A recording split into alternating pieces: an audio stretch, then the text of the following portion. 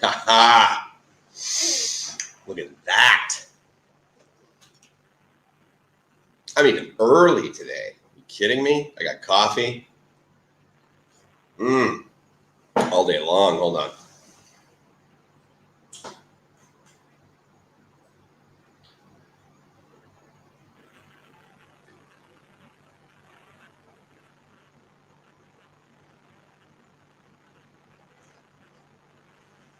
That's the cool part about being early. Actually, here's the reason I'm 3 minutes early. It's because at 8 o'clock, Bangkok time, I'm going to start off with what I'm going to do for the next several live streams is sip coffee and have you listen to it. 6 waiting, 6 thumbs up, 1 elbow cough. Chest bump. Is I'm going to start off by giving you guys, there's a whole ton of videos that Gracie and I did. Whoa, Damo's not here. All right, hold on. I mean, what are we going to do? We should probably do a seance, right? If you guys have any, like, I don't know, candles maybe, we can pretty much do anything. It's amazing how reliably unreliable it is to do this, believe it or not. I get this email from, okay, good, I'm over there on Facebook too. I get this email from YouTube saying, oh, dear content creator, we're very sorry. Our stuff isn't working. Like, thanks for letting me know. No big whoop. SF in the house, Steve, good to see you. Okay, so basically in 1 minute, what I'm going to do is I'm going to start playing a video. That video will then go live on YouTube for anyone who misses it during this live show in a few hours. And the reason I'm doing it is because it's a whole bunch of, it's the beginning of a video series from Koh Sichang, where I did go before, where I did go just alone recently, but where I also went with Gracie. And so selfishly, I'm doing these videos so that I can remember the great time we had, but I'm also doing them because it's going to be the beginning of the videos from Koh Sichang. So it's going to be me in Koh Sichang with Gracie, and then it's going to be just me in Koh Sichang, and then I'm going to kind of put both of the events together. So anyway, that's how we're going to start today's show, and I'm totally stoked that you guys are here. Hope you're living the dream. Greetings and aloha. What's going on? It's Mike's from livemyassoff.com, and let's start now. How's that? Let me just make sure this is full screenish, and we'll go for it.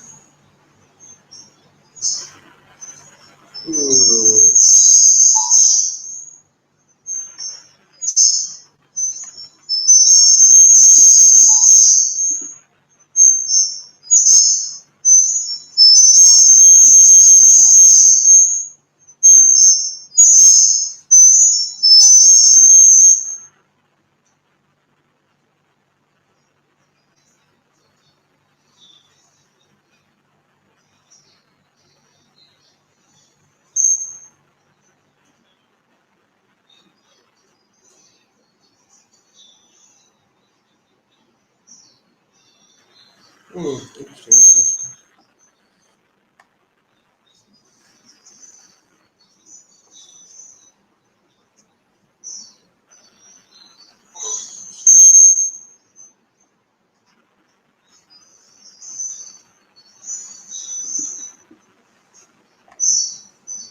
Yeah, there were. I'm really bummed out about that. Hold on. I mean, I'm not going to fix it right now, but I just wanted to shut something off. Well, that bums me out. So anyway, here's what's going to happen. a video will then be not yet. And yeah, and Gracie is not one of them, you guys. Absolutely not. Well, that bums me out so much. And what's crazy, right? So I have another screen over there just to make sure I can see the chats. Well, inside of here, yeah, I know, I get it. No, you didn't go deaf. My technical prowess ruined it. But anyway, the cool part is that we're here together, and I did talk a little bit about Koh Sichang before, and obviously did some live broadcasts when I was there. And on Tuesday, I'm going to be heading over to Koh Samui. Well, let's back up. I'm going to be heading down to Surat Thani. Difficult to listen. Yeah, that's kind of why that's why I stopped it. So I'm sorry about that. And as I mentioned, the chats, so anyway, so the chats are coming in at the rate that they're coming in. But luckily, Go More Hike is here, and it's 3 minutes into MacGyver, dude. So thank you very much for at least having me picture in picture. But, that's what happens, right? That's what happens when you go live. That is, no matter how much testing I did last night, and I'm like, oh, this is going to sound fantastic. And I have done this before, right? I mean, I did this before when Gracie and I were over at Bangkok when she did that. So I'm like, oh, cool, I'll play the video that we did, and then I'll because what I want to be able to do is do the video and then come in and talk live. So anyway, Stuck in Florida says all the cool kids hit the like button. So I'm a big fan of Stuck in Florida right now, as well as all of you that hit the like button. So Stuck, good to see you. Thanks a whole lot. Go More Hike. Glad you're here. Joseph Pinto. Gracie is really great. Thank you. Thank you for asking. She's not with me, but that's okay. What are you going to do, right?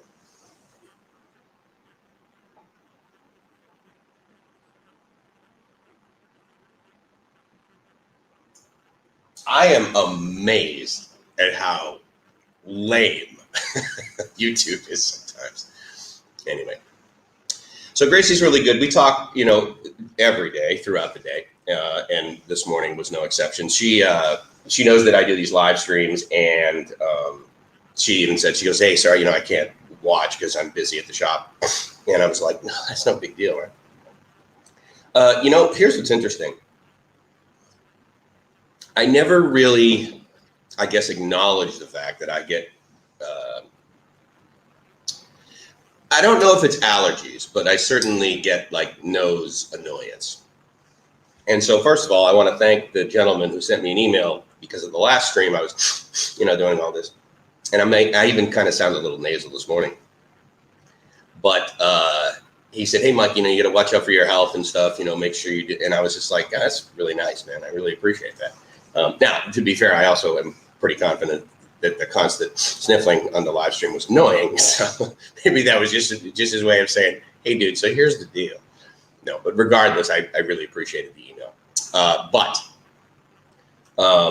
I honestly thought that of all the times in Bangkok, over the whole close down, lockdown thing, as well as fairly recently, I mean, the sky is actually pretty nice right now. And there's not a ton of pollution. It's not like standard Bangkok pollution. It certainly happens in around March anyway, or April, before the rains. So I was like, what the heck, am I getting allergies? So I don't know. Maybe I am, maybe I'm not. I took some Allegra yesterday and today because I don't want to sniffle 24 hours a day. And the other thing is I really don't notice I do it until I review the live stream. I'm like, oh my God, whatever. So anyway, guys, sorry about that. But with any luck, I'm anticipating that Gracie might be able to come here in September. We'll see. If you guys ever watch Side Trip Life, it's another great channel.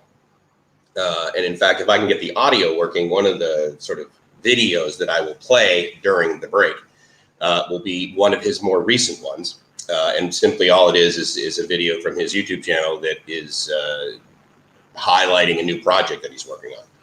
And so I thought, this will be kind of a good one to put out there because I really dig Side Trip Life's videos. And the one that his most recent video that he did where he went out and he walked around Bangkok and stuff. It was like about a day or two right after I had done it. I walked around. I was down by Nana simply because I went to Benjakiti Park, and if you go around Benjakiti Park, there's like an exit on the other side. From there, there's like this walkway that goes right next to a really gross river, but it also goes up and over, and then you end up sort of at the backside of Lumpini Park. But if before that you take a right, then you end up walking basically down Soi 2, I think. And so you walk out sort of like right on the backside of the JW. And so I was walking down there, and so then I ended up like walking through Nana Plaza, or not walking through Nana Plaza, but walking past Nana Plaza. And it was very similar places that he went to. And I was like, man, that's really weird, because he went by, there's this restaurant called Bullies, which is right on Sukhumvit there, right before basically that gas station, before you go down this way to go to Nana Plaza. And I walked by Bullies, and there was a woman there. She's like, oh, come on in. And I'm like, no, I'm really not hungry. She's like, no, just come on in for like one drink. And I just like, nah. And I thought to myself, well, that's kind of a drag, right? I mean, I get it. I'm a tourist. I'm in a tourist area. So there's kind of this expectation that, okay, this guy's going to patronize like our place, right? And so when I went by, I didn't really think anything of it, but I thought, oh yeah, that's kind of a bummer. It must be hard to get patrons to come in there right now, just because there aren't a whole lot of us here. And then in his video, he walked by, but he got there on a Monday. I was there Sunday, and it was totally closed. And I thought, well, okay, hopefully they're not like, we can't even handle this on a weekend, man. So they're like closing for all good, but who knows? So anyway, I think that, obviously Thailand is going to be very slow to open, just like everywhere else. And, the caution that they're having is, I think, quite appropriate. And, it's funny. I was hanging out with some friends yesterday, and this woman, a great lady, she said, because I can't believe we have to wear masks. I mean, there's no more disease anymore. And I'm like, or there could be no disease anymore because we're all still wearing masks. I'm not going to get into a big debate about the medical, benefits of it or non-benefits, but, and again, there's many factors, right? Temperature, yada, yada. But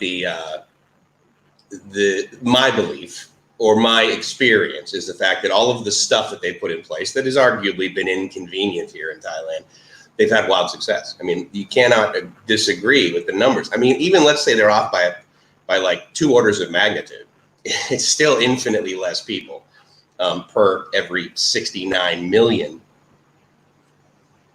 that have gotten the thing and or died. So anyway, I think that the decisions that Thailand makes, while, I would prefer for be able to just like text Gracie and then she like, vaporizes and shows up at the front doorstep. Hi, honey, let's go do stuff, Yeah, well, eventually that will kind of happen. Captain, good to see you as well. And in 10 minutes, we got 17 double eyes, 13 thumbs up, and 1 shaka bra. All right, man. Thank you, Joseph. I know you've also told me, and then yes, I did get your comment. And it's kind of funny because I mean, it's weird because sometimes I'll see it here and be able to put it up on the screen sooner than I'll see it in YouTube. So I'm just like, whatever. But anyway, regardless. Anyways, it's great to have you guys here. Teach Thomas Thailand, thank you so much for coming by. Really appreciate it. And thank you for saying hello to everyone here at the Cool Kids Table. I know that Daniel was here a little earlier, but not sure whether he's sticking around, but that's okay. And then Aztec, obviously. Yeah, Aztec, what's the deal with Damo, man? I mean, I love you, but let's face it, we got to have the boys from down under. And Gomar says, yeah, I've been back at work for about a month now. Only a matter of time before someone comes down with it. Yeah, right, indeed, right? And so hopefully, like, they have some degree of, I mean, I don't know what you're doing there, whether they're doing the temperature thing or whatever. I did see another post from somebody today, and this is a post that's like about 2 months old. But it was related to, I guess, the app that is being installed on your phone by the carriers to, track you. And this is how to disable it if you have an iPhone. This is how to disable it if you have an Android device. And, again, they're not, as far as I know, that's not on my phone. Honestly, I really don't care. I mean, trust me, they know where I am. They know where I am. They know what I do. They know the apps that I have installed. I mean, it's in a database. Okay, I just basically have a belief, and it could be false, but I have a belief that they're using the data for good. Okay, so otherwise I wouldn't sign up for any of this stuff. What I find a little concerning, though, I mean, really, is the fact that people had this, I guess they had the belief that no one was tracking them and their data wasn't being used to provide them with additional, advertising and that sort of thing. Until COVID happened. Like up until now, it's just been totally like, come on, man. I mean, have you seen the thing about, Facebook and Cambridge? I mean, Analytica, right? I mean, come on. That's just the first time that the public knew about it. I mean, they've been doing it a long time. Okay. Anyway. So where I go is, you probably have seen in other videos, is you get your temperature taken. You wear a mask whenever you're outside, basically. And, I'm pretty okay with it because, again, I'm able to sort of go out and do what I pretty much want to do. I came to Thailand because I wanted to come to Thailand. I didn't come to Thailand because I was like, oh yeah, I'm going to spend a little bit of time here and then, go everywhere else just because this place is cheap. I can live here now. I mean, it's like, there's a lot to like here for me. So, oops, sorry. Go More Hikes is the elbow cough. Boom. Good vibes. Video call. Oops, I just found these emojis. Good for you, man. That's cool. So what happens, as you can tell, is here in the chat that I get to display it. I don't see your little, what did you put in there? Oh yeah, you get like a beer and a YouTube and a stop sign. Good for you, man. That's that's fantastic. Florida's going up in cases. That's too bad. Essex says, don't quote me, but pretty sure they announced a few days ago that no Aussies will be going anywhere before 2021. Now, so that's interesting, right? So I saw, I get reports just like you guys do. And one of the reports I got was that Thailand was number 2 in the world as far as how well, right? I mean, various metrics they use in dealing with COVID. And Australia is number 1, right? And so I was like, okay, well, that's pretty. And again, the number 1, 2, and 3, they're all within, probably 1 or 2%. So it's not like, there's a big jump. Like sometimes there is. Sometimes there's a big jump between number 1 and number 2. And yes, my ear itches. I had looked at the data and I thought, okay, I guess I understand these metrics, like how quickly they dealt with it and how well they informed the public was and all of this, right? But again, there's the number of dead people is also important that they don't have, right? And so again, I don't know whether one could argue that they are number 1 because of the, I guess, draconian maybe things that they're doing, keeping their citizens safe. I don't know. I mean, I don't. Well, here's the other thing too: is that a while ago I stopped watching like the daily press briefings from Trump and all of his team there, and I also stopped paying attention to the WHO site.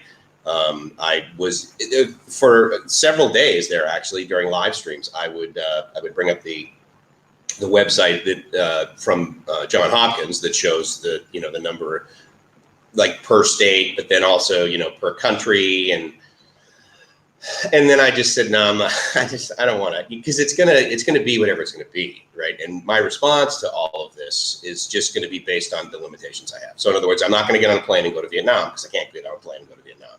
I can get on a plane and I can go down to Surat Thani, and then I can take a ferry over to Koh Samui, and I can do that. Or I can take a bus down to, Sriracha, and then I can take the boat over to Koh Sichang. So I'll do that. But it was interesting because, like I was saying, as I was producing that video that none of you could hear, I found out that back in March, she and I went there for the first time March 8th. And in doing so, when we were on the ferry to go over there, we didn't have our masks on. And about 50% of the people on the boat didn't have their masks on because it wasn't like one of those deals where it's like, if you go outside and you don't have a mask on, then you're going to be publicly shamed. And it's basically a social norm now here in Thailand, right? So at least in the big cities. I mean, I can tell you, like when I was in Koh Sichang, after I got there, I was like walking around. I literally got to the point where I completely forgot to put on my mask. Now, what they'll what I've noticed is sort of the social norm of acceptance is that you wear the mask, but then you just like kind of throw it down underneath your chin, you know? And I mean, obviously if you're at a restaurant, you take it off, you know, and that's what would happen is I would take it off and then it'd be like, oh, cool. Yeah, let me go down to this beach. So I'd get back on the motorbike and I'd cruise over there and be walking around the beach. Well, nobody's there, right? So then like I'd be just sitting there, for example, and the guys would pull up to like empty the trash cans. And they would have masks on, you know? And in a normal day, I'd be like, oh, yeah, that's pretty smart. I mean, they were wearing masks. If they're garbage, so it smells lousy. So that's why they're doing that, right? And they had masks on. So oh, shoot, my mask, you know? So I don't know. I don't mind doing it because, again, I'm pretty comfortable. I'm pleased, quite frankly, with the results that are happening here. So, oh, look at this. TikTok, D-Bomb. How you doing, buddy? Glad you're here. Hey, all right. Good to see you, Bob. Thanks for coming by. They were daily press briefings. Yeah, and in fact, I don't even know if they're still occurring. But yes, for a while he was up there, and he was there with his task force, I believe, the one that the VP is leading. But anyway. Go more hike, you got this. What is the you got this emoji? That's kind of bummed that they don't. I mean, the smiley face does, but the other ones don't. So that's kind of a bummer. Paul says going back to work, and good to see you, Paul. Thanks for coming by, man. Good going back to work. Enjoyed the break. I get it, man.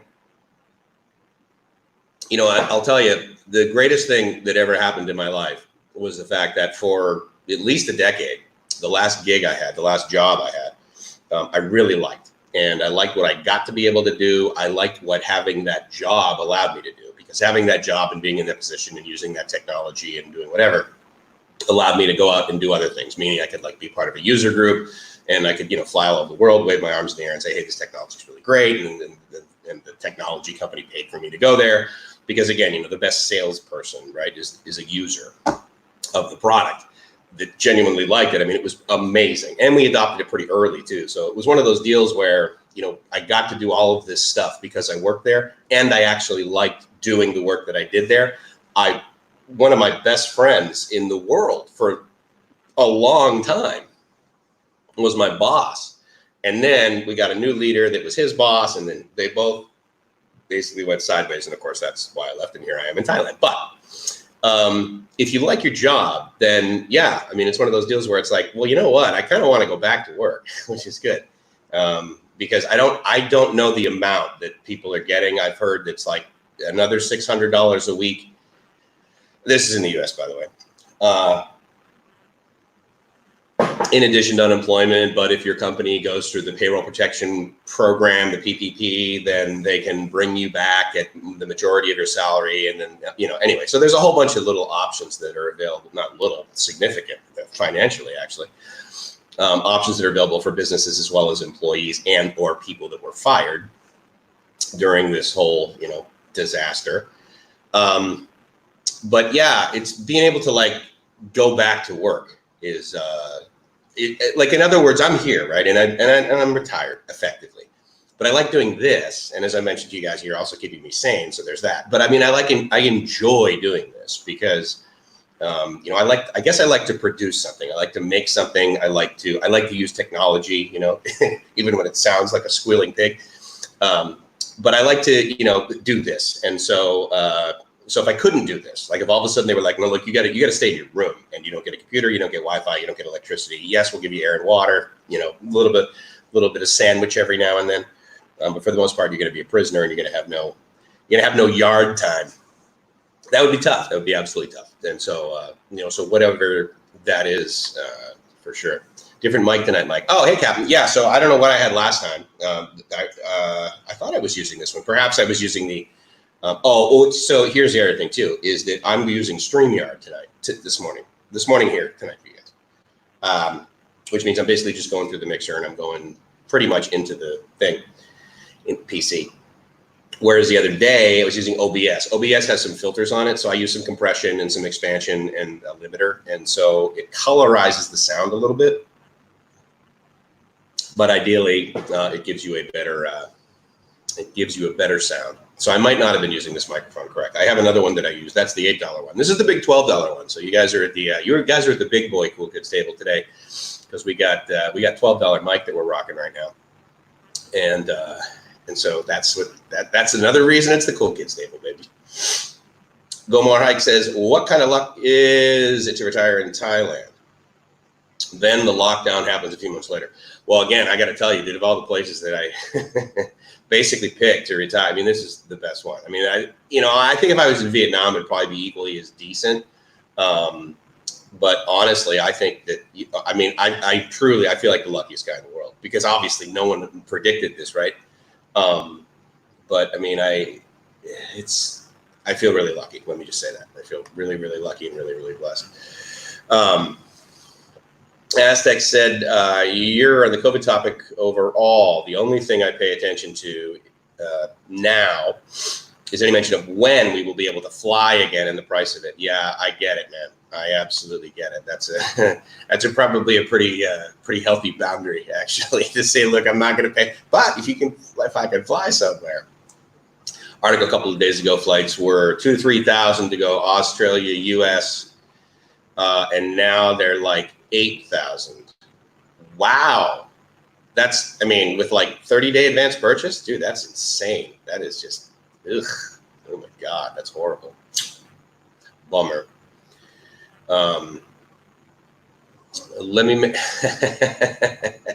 What is this? Kelly Squirrel in the house. Wait a minute. This is not Rob's channel. No, it's not. I'm sorry to burst your bubble. You know what's funny is they actually sent me an email the other day, YouTube, and I can turn on memberships, right? So I could do the whole little thing. But the good news about that is that I have not been doing this, and I haven't been as successful as like Rob and Rike and all that. So I didn't spend a whole lot of time up until now with a Patreon option, right? So, because what I don't like particularly is that, while memberships, I think it's actually a better paradigm because it's inside of the, streaming platform that everybody uses, YouTube. And so I'm grateful that it's there, and I'm grateful that I don't have to like switch everyone over and or have Patreon and have membership or whatever.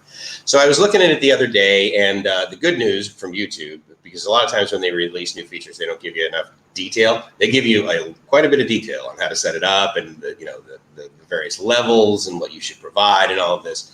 So it's kind of cool, but I haven't really. But what it got me thinking about, Kelly, to your squirrel comment, is that I should probably come up with not necessarily a T-shirt, but it would be neat to like reach out to someone in Fiverr or quite frankly, it would be better to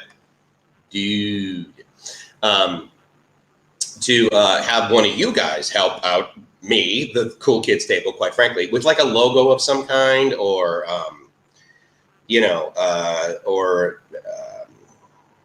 I don't know, an emoji. I haven't decided, what would be good, right? I mean, Rob has the squirrels thing, which is completely like perfect for him, right?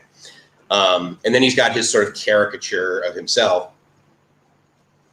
And while my ego wants to do something like that, I actually usually shy away from stuff like that because at the end of the day, like I really want this channel to be able to provide quality content for the guys like you that show up, whether I'm here or not. I mean, at some point, like it would be really cool to have like a co-producer, and then and that's tough. That's very tough because again, if all of a sudden like 50% of Rob's content was done by me, people would be like, screw you, we don't come here for that, right? So again, I understand that this is a lot of me. I am serious though when I tell you guys that it's part of you too, because I mean it's neat, like when I see the same guys, and I'm also very stoked when I get emails from you guys, and that's really good. I do need to let you know that what's interesting is that a lot of you guys in the chat aren't the ones necessarily that book time with me. So there's kind of like more of a, I don't know, I guess there's more of like a public kind of chat answer question thing, and then there's more of a private one, and those two people don't seem to like use either one. So the majority of the time that I've been scheduling to chat with guys has been guys that don't use the chat, that don't necessarily not watch. In fact, one of the gentlemen, he sent me an email and he says, hey, I just wanted to, give you some information. I watch your videos, but I don't use the chat. And I was like, oh, okay, that's kind of cool. So they prefer to reach out that way, right? So in any case, if any of you guys are like artists, which I'm not, I'm a technologist.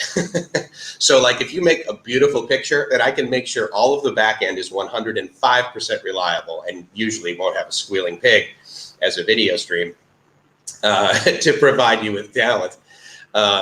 Anyway, so if any of you like have an idea or something like that for, you know, a logo or a little symbol or something like that, that would be kind of cool.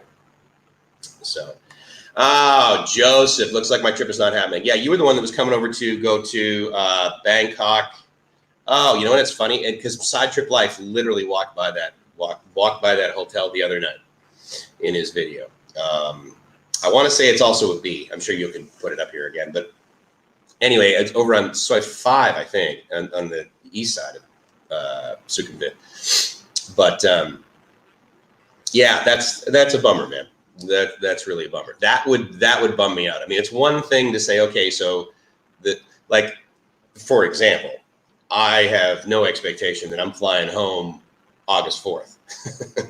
If for no other reason than I booked it through Delta, because I can book it through Delta, and then, you know, because of their partnership, I'm on Korean Air, because Korean Airlines is amazing, and going through Incheon is a nice experience as far as, you know, having to transit. It's a great airport, a lot of features, a lot of inexpensive, beautiful, you know, options and stuff. So so I did that, and well, Korean Airlines sends me an email. And they said, hey, so we've updated, you know, your flight. We've had to change it. Sorry for the inconvenience. Well, instead of flying me basically from Incheon to Boston, they're flying me to JFK. And I'm like, okay, so you know that I can't just like, you know, hitchhike up the 95, right? I mean, that's a big delta. It's like, well, instead of flying you to Boston, we're going to charge you the same amount of money, but we're going to fly you to Miami. No big whoop, right? Your parents are there too, huh? Yeah, so, and they haven't provided me with the JFK to Boston flight. So I call up, and if you guys have had this experience, Joseph, maybe this happened to you. You call up, and for the most part, obviously, at the beginning, it says, we know, high volume, there's going to be a long wait, and then they say, look, if your trip is not happening in the next week, hang up and call back. And I'm going, okay, well, that's fine, but again, I have the ability to change the flight for no fee, right? No change fees. That was sort of something that was implemented. However, I believe I can change it for free all day long, but the next ticket I change it to your point, is maybe it'll be more expensive. So if like, oh yeah, I can get back to Boston, but I got to go on like August 6th or August 7th or something like that. Well, right. But instead of $2,000, it's $8,000, right? And so that's just like, dude, that's only here for a short time, Aztec. You like short time? China crap. Well done, guys. See, you get me. Paul says, I haven't watched TV in 10 years. Yeah, it's, how much better do you feel, Paul? I'm telling you, man, it's amazing. And in San Diego, I don't know where you're at, Paul, but in San Diego, like the cable, and this is very true in most big cities in the United States. I mean, you're talking like 500 channels, and there's just like inches of difference in the programming sometimes. And it's just so irrelevant, man. It's just so irrelevant. I'm trying to catch up in the comments here. Hello to Bob. All right. Replaced by YouTube political commentary, though. Yeah, hopefully I don't get too political, guys. I mean, I really try and stay away from that. That's not me. If for no other reason than I'm ignorant to it. So for me to make comments about it, I mean, it's one thing for me to like talk about technology. I feel like I'm fairly versed in that. I'm wrong frequently or occasionally. But the point is that, you know, I mean, I have some background and I've been doing it for the infamous 10 years, right? So it's kind of like, okay, well, then he's an expert, right? I mean, if you follow it. Oh, geez, I just forgot that guy's name. The business author. What is flying first class like? Well, if you're not distracted by the price, meaning that you can actually afford it, or your business is, your company is doing it for you, it's nice. I mean, you do get treated very, very, very well. On international flights, it's amazing because you get now you even get like EVA, I've flown business class or whatever the tier was. The bottom line is I had a lay flat seat. I had a lay flat seat instead of like those little headphones, like even like something like this. They basically give you Bose noise canceling headphones. There's not just like a blanket, like there's a comforter, and the slippers are actually slippers. And then when you lay down and they like dim the lights, there were little LEDs in the ceiling, and they would like move around and flicker, meaning the brightness would slowly. So it looked like there were stars on the ceiling, right? And then of course, you know, you're sharing the restroom with like 9 people instead of 90 in your little section. They are obsessed with customer service. Again, it depends on the airline. And if you're taking first class, like, I mean, if you're taking first class from Houston to Dallas or something like that, it's like, cool. You know, I get a little bit wider seat, and, you know, I mean, I've flown domestic first class, and, you know, the breakfast is a little nicer, but honestly, I'm sitting there, you know, and they bring they bring the tray down for you, and they put a cloth, you know, napkin over it to basically have like a placemat. And then they give you like a real metal fork and knife and that sort of thing. And I'm like, okay. And then they bring the food, and I'm going, dude, the infamous lipstick on a pig. I'm like, this is horrible airline food. And this was, I think it was either American Airlines or Delta or whatever. Now, Delta, I actually respect quite a bit, and I really like their CEO.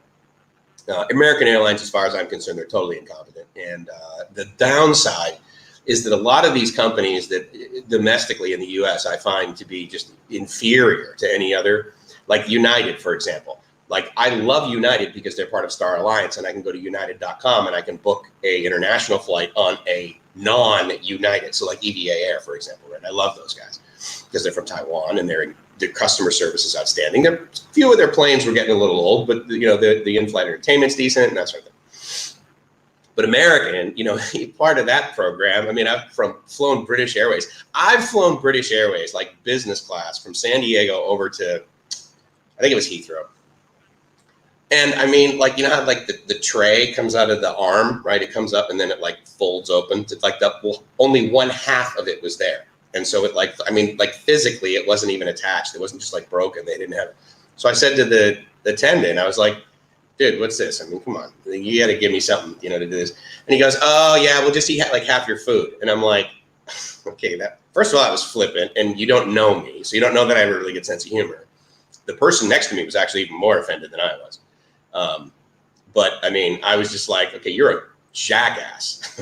I said, I'm about to go to a meeting where in the room, we had customers that were spending over $2 billion on this one technology. So I'm like, these people are important and they fly globally. And all I'm going to do is tell every single one of them about the horrible experience I just had with American Airlines. And it wasn't just this one flight attendant that was potentially having a bad day. I mean, the in-flight entertainment system was lousy. Checking in was a complete disaster. You know, they're like, oh yeah, it was so funny because I go up, right, and they're like, oh, come, there was an attendant, come with me to the kiosk, check in at the kiosk. So I go to the kiosk, and I'm going to check in, and ideally, right, it's supposed to like move you through it faster. It didn't work. It couldn't scan my fingerprints. I'm like, look, Global Entry scans my fingerprints all day long, dude. I said, either you are just completely moronic, or you're inviting me to use this technology because you want me to be a beta tester. I mean, every single person in line, it wouldn't work. And so then what do? They escort you back into the line with all the other people that they haven't pulled out of line to do. And so those people are pissed because now there's like this dude that they just threw in the front of the line. And I'm just like, you don't get it. I mean, customer service is so simple when you don't think about your selfish needs as a company. You have to be obsessed with the customer. And I've talked about that before. I mean, that's Amazon's way. They are obsessed with the customer. And if your company is also obsessed with the customer, then it makes it pretty easy to be able to sell on Amazon, whether it's Amazon.com or Amazon Web Services or whatever, to like, you know, upsell the customer experience.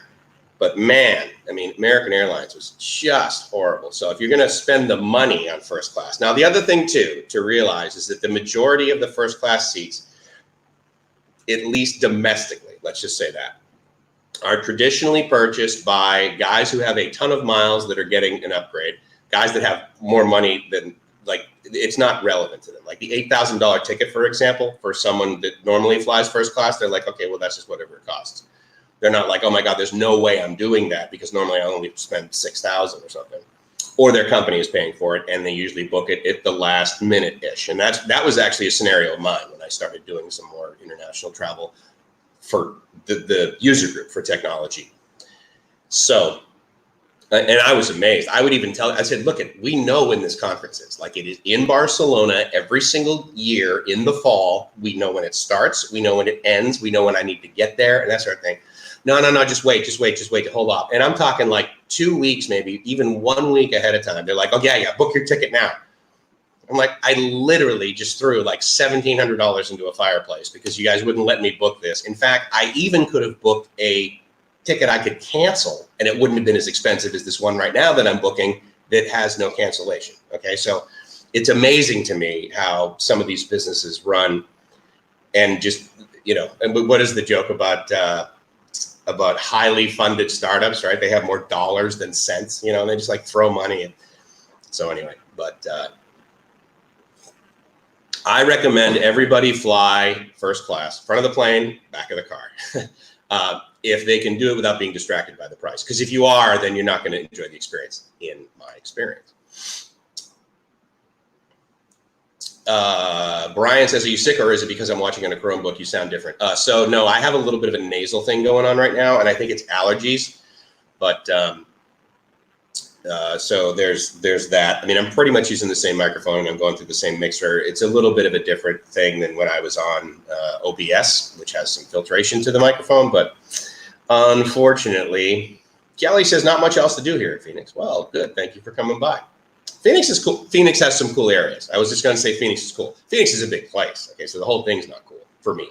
But where I was working and would stay and hang out, I found it to be pretty nice. And again, you got to remember that I like hot. Paul says, yeah, my job is solitude, mostly trucker. That's right, Paul. I forgot about that. Yeah, very cool. I'm only 18 minutes behind in my comments. This is great. John in SoCal just popped in. Mike, greetings all. Quoted flight LAX to Narita. Or no, HND is how do you, anyway, it's Tokyo.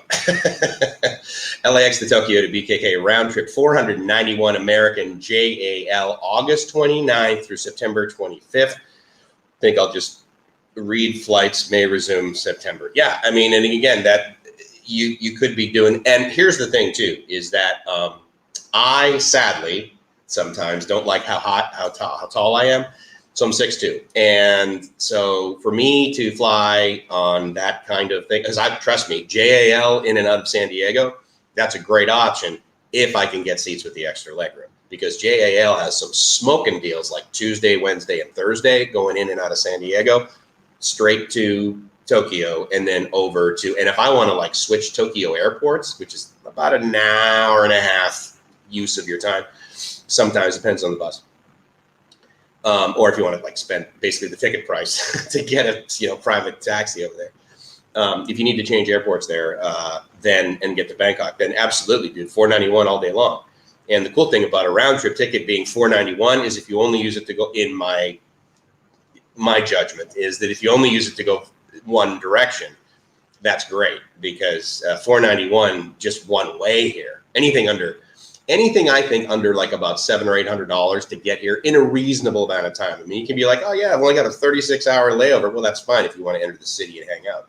Like I want to purposely get like a 36-hour layover in Taipei, because I want Gracie and I to like come in, and you get this like pseudo little visa thingy where it's like, we'll allow you either 24 hours or 36 or whatever it is, to take the train, I guess, from the airport into the city and like check it out as a tourist. And so I dig stuff like that. Like we've done that in Singapore twice. You get a 23 and a half hour layover, right? And so you enter Singapore and hang out and then leave. And that's been a great experience. And because it's like a long layover for some people who don't want to have that experience, then the flight's pretty cheap. So that's pretty good, man. I hope you take it up on that. And because, well, LAX is, I fly in and out of used to fly in and out of LAX.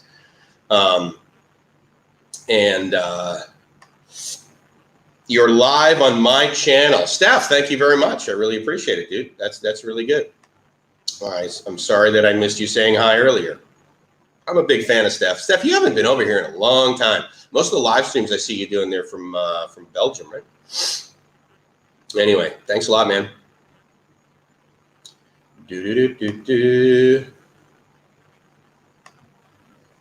Sounds good to me. Mm-hmm. Oh, Patreon. Yeah, copy that, dude. Honestly, most of my round trips, they end up being $1,500 because, well, for one, is the majority of the time I would come over here, it would be not necessarily peak season, but most of the time was like high season. But when I would fly over here, like Gracie and I flew over here before, I've told you guys the story about coming over here for dental work, and that was in September. And yeah, I think together, like our flights were $1,500, like for both of us round trip. So that was pretty good.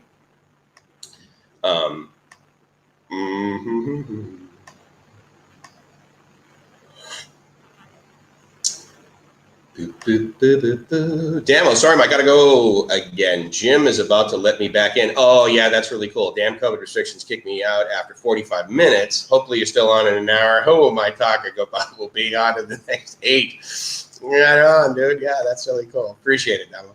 So that great, Steph. Thank you very much. When you say that, you mean you're restreaming my YouTube stream on your YouTube channel, or on your? I believe his. I posted on the Facebook. On your Facebook group, which I believe is called Thailand Videos. I believe that's the name of his Facebook group. And I just put up there, hey, I'm going live. So anyway, thank you, Steph. That's really awesome. What did I say earlier about Damo's devotion and prior? I know he's going to take care of his physical health, dude. You need to focus. Priorities time without women in skimpy gym clothing.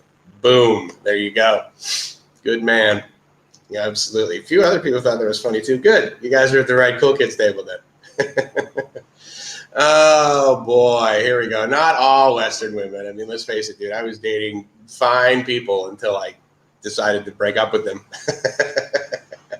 And I was dating Western women before I came over here. Well, actually, my sort of last girlfriend, if you will, from the U.S. was Thai, right?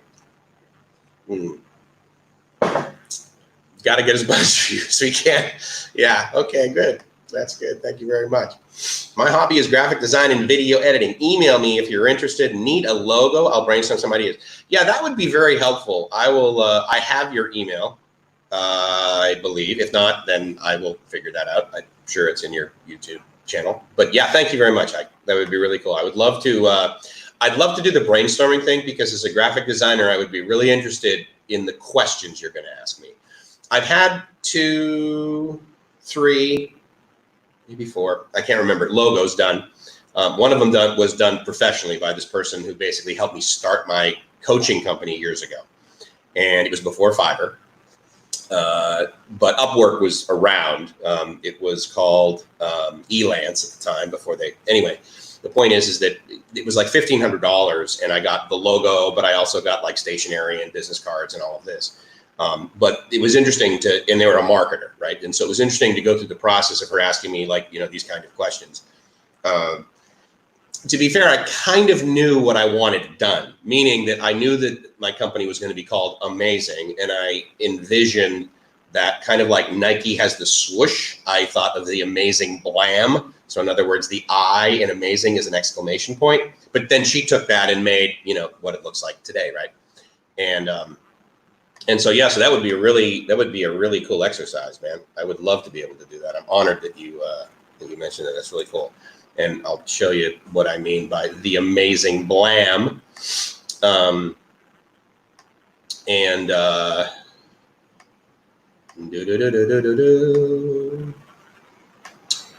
Yeah, see, so basically she, instead of just, saying, okay, well, we'll do the other, we want to make it so that you can like see the name. But that will be, and then that was cool too, because then it was easy to like market around that. We just like, and then it was known with like kind of like the Amazing version of the Cool Kids table, because some of the clients really wanted to collaborate with each other. And so they would just have the Blam. There would just be the Blam. Kind of like, I mean, trust me, it wasn't this globally well known as the Nike swoosh, but nonetheless, it was good. So that's great, man. Thank you so much, Ike. It's frigging great. This is the 3rd time that I was canceled, so I hope next year. Yeah,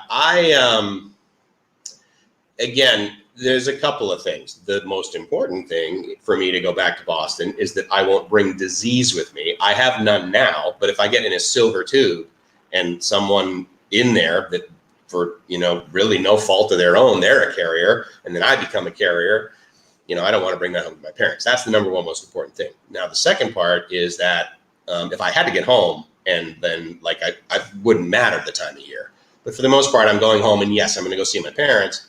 And that's, the reason I'm going back to the U.S. I mean, it literally is the only reason I would ever go back to the U.S. right now. I'm sure there'll be other reasons in the future.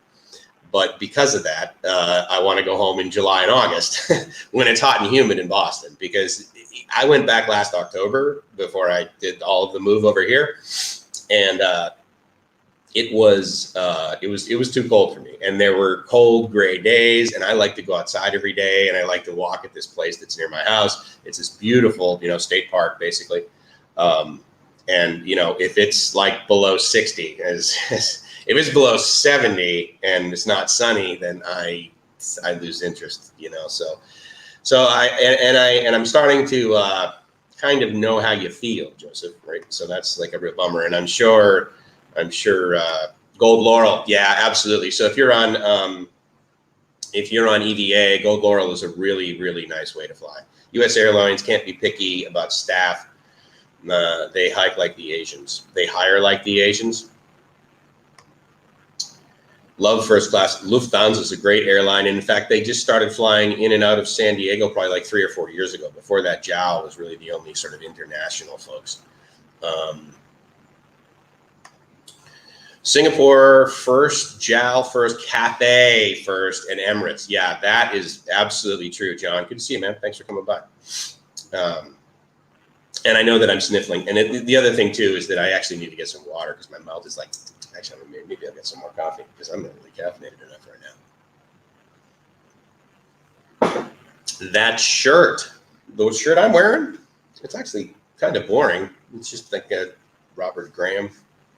And it doesn't have the embroidery on the sleeves, so which kind of bums me out. That's the part I sort of like about the fact that they're like decent shirts and they last a long time. John says smoking cheap. Plus, I got 155,000 miles for upgraded. Yeah, see, that's the way to do it, right? Is to use the 1,500 is about average. Yeah, that for the most part, Brian, right? I mean, damn, you guys, I pay $200 one way, usually Aussie dollars. Well, right, but in the normal sort of time. But you got to remember, I mean, if you're from Australia and you're coming to Thailand, that's almost the equivalent of living on the East Coast of the United States and vacationing in Hawaii. I mean, it's a different flying paradigm, but it's the commitment of basically an entire day to get here. But it happens so frequently, right? That's the supply and demand thing. So, but yeah, if you're from down there, I get that. AirAsia economy, 11 hours, yeah, through KUL.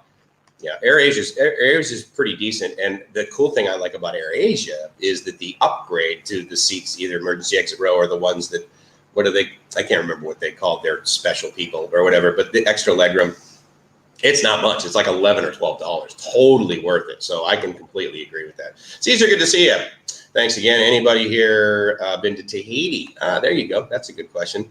I pay $3,000 normally round trip first class. That was before COVID. $3,000 round trip, Paul. That's outstanding. That's really great.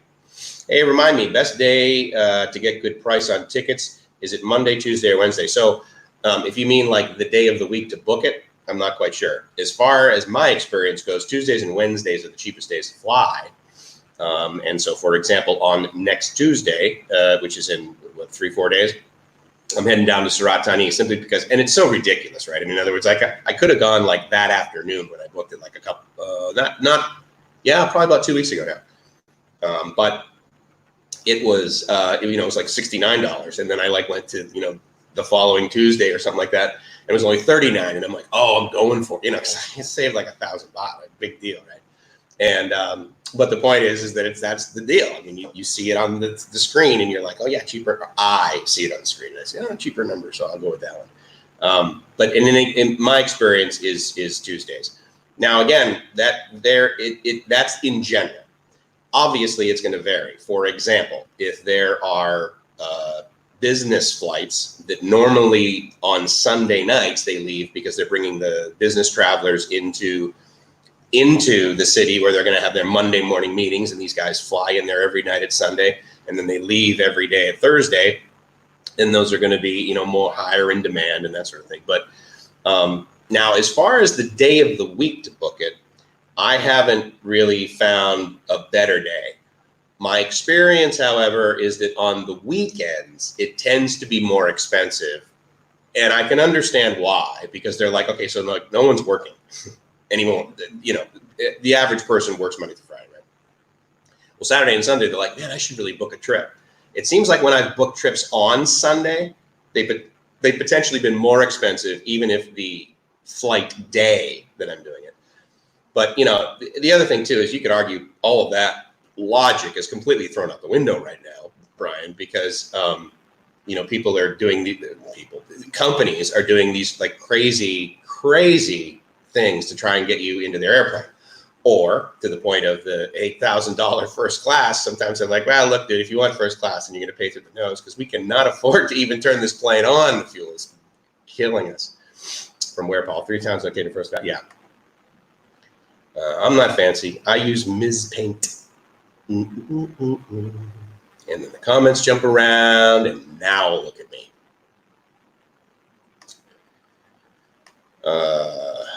3,000. Well, it's cheap. Usually 7,000 to 15,000 international long flight. Yeah, for first class. And again, it depends when you book it, right? Daniel says, I've flown first class only once, Honolulu to Manila on Hawaiian Airlines in 2012. The regular round trip coach price was $1,500 and first class was $2,100. Yeah. So yes, that's a good one. Maybe like the I Heart New York logo, 4 characters in the square LMAO. I thought about the LMAO naturally, right? I mean, again, this is sort of the play on words of instead of laugh my ass off, it's live my ass off. But again, I think the world knows LMAO. It's kind of like trying to convince the world that LOL stands for love our losers or whatever it, you know, supposed to be. The world knows it is laugh out loud. I can tell you right now that I was having a discussion with the young lady downstairs who takes in the mail.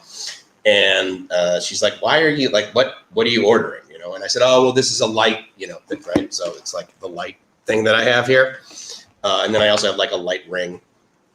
But, and I said, well, yeah, because I have a YouTube channel. She says, oh, what's your YouTube channel? And I said, well, it's called Live My Ass Off. And of course, I also said it very quickly, like I speak now. And she's like, what? I said, okay, you know, LMAO, like laugh my ass off. And she's like, And I said, okay. I said, you know, LOL? She goes, oh, yeah. I mean, the world knows that, right? So I'm not saying you're wrong. All I'm saying is that what comes to my mind is that it would be almost impossible to not have people default to laugh my ass off when they see that. And so I don't know how to do something like that. But again, the point is that I want you to ask me like graphical design questions. Like, Mike, for example, the reason that when the woman came up with the amazing logo, she's like, okay, what are you going to be offering? How are you going to be offering it? What's the culture of your company? That sort of thing. I mean, in my mind too, I'm like, okay, well, we should have like, I mean, I know I don't want the logo to get, I do like the simplicity of the I Heart NY. I mean, that's genius, right? Whoever did that, or like the Mercedes symbol. I mean, you know that all over the world. It's very simple. It's easy to do,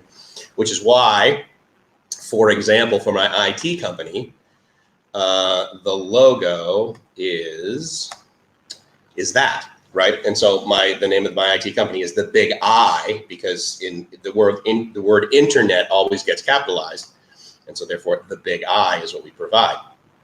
And so I like that because it's simple and it's just, you know, I mean, again, I don't have a global company, so it's not like people go, oh yeah, that's the Big I, that's Mike's company. No. But the point is, it was to be simple. So I love the I Heart NY simplicity.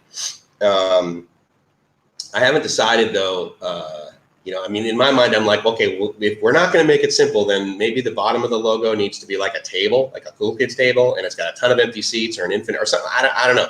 But I mean, again, as a graphic designer, I'm sure you have standard questions that allow you to get a picture in your mind, right?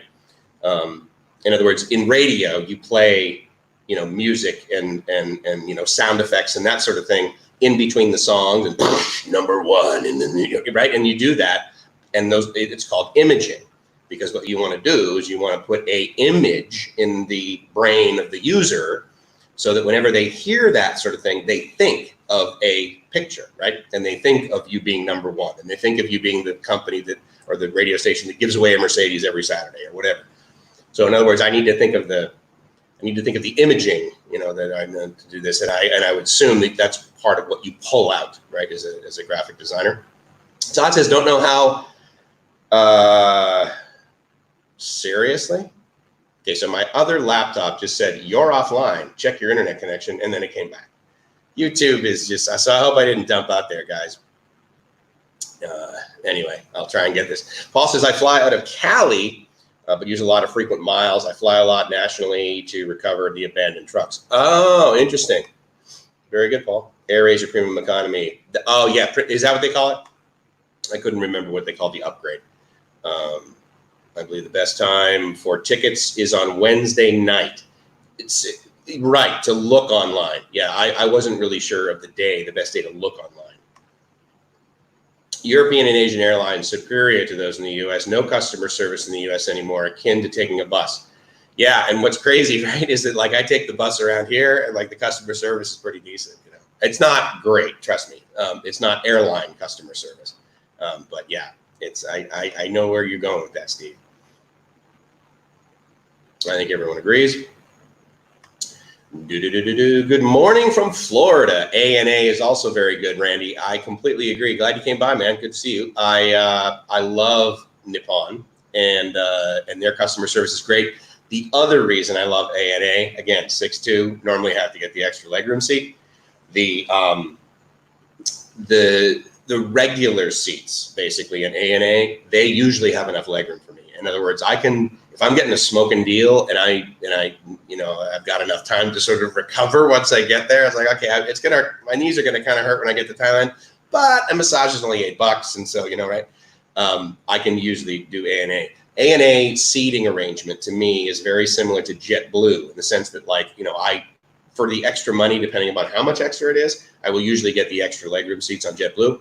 But if I don't, and I'm saving a significant amount of money and the flight's only like 2, maybe 3 hours, I'm like, well, I can sit in the regular seats because actually the legroom is enough. It's totally enough. I would just prefer more sometimes.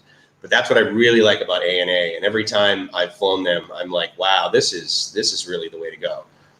And if I do want an extra legroom seat on A&A, it's not a total, it's not like double the price. It's not like a significant amount. EVA, the way I used to travel on EVA is I would get to LAX and I would be literally the first person in line to check in, or one of the first few usually, but usually I was the first person. Because I'm like, well, I don't know, LA traffic could be horrible. So I'm like, I'm basically leaving like 5 hours early because I could sit in traffic for 4 hours, or there could be no traffic and I get there at 2.5, blam. So fine, I get there early. I would much rather get everywhere I go early than late. So I get there early, I'm the first guy to check in. And what used to happen with EVA is I would be like, well, hey, can I get an emergency exit row? And they would look at me and, okay, he's physically able to do what he can do there. He's over 15, blah, blah, blah. And they would give me the emergency exit row seat.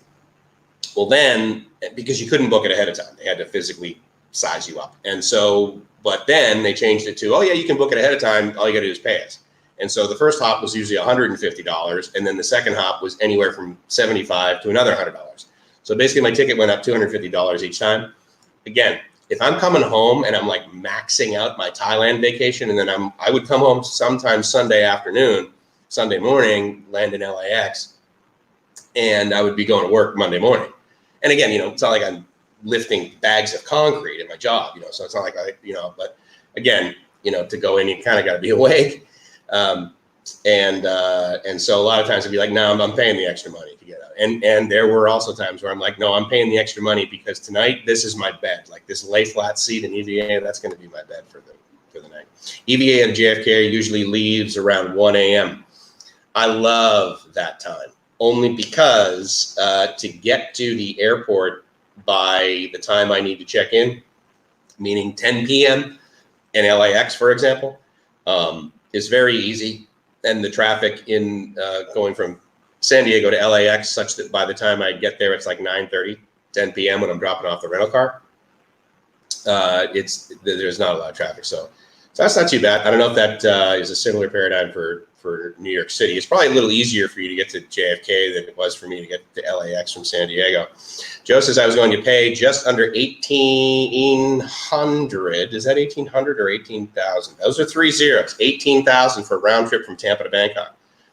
Wow, that's a lot, man. But again, you know, if you're not distracted by the price, it's like, you know, whatever. I mean, if I said 18,000 baht for a 2-bedroom condo to most foreigners over here, they'd be like, okay, you're in Bangkok, 2-bedroom, 18,000 baht a month, okay. I mean, but the majority of the Thai people, that would be a lot of money, you know, so it's all relative, right? Steve says, even in the small regional carriers in China are great flying experiences vis-a-vis service. Yeah, I would have to agree with you on that one, Steve.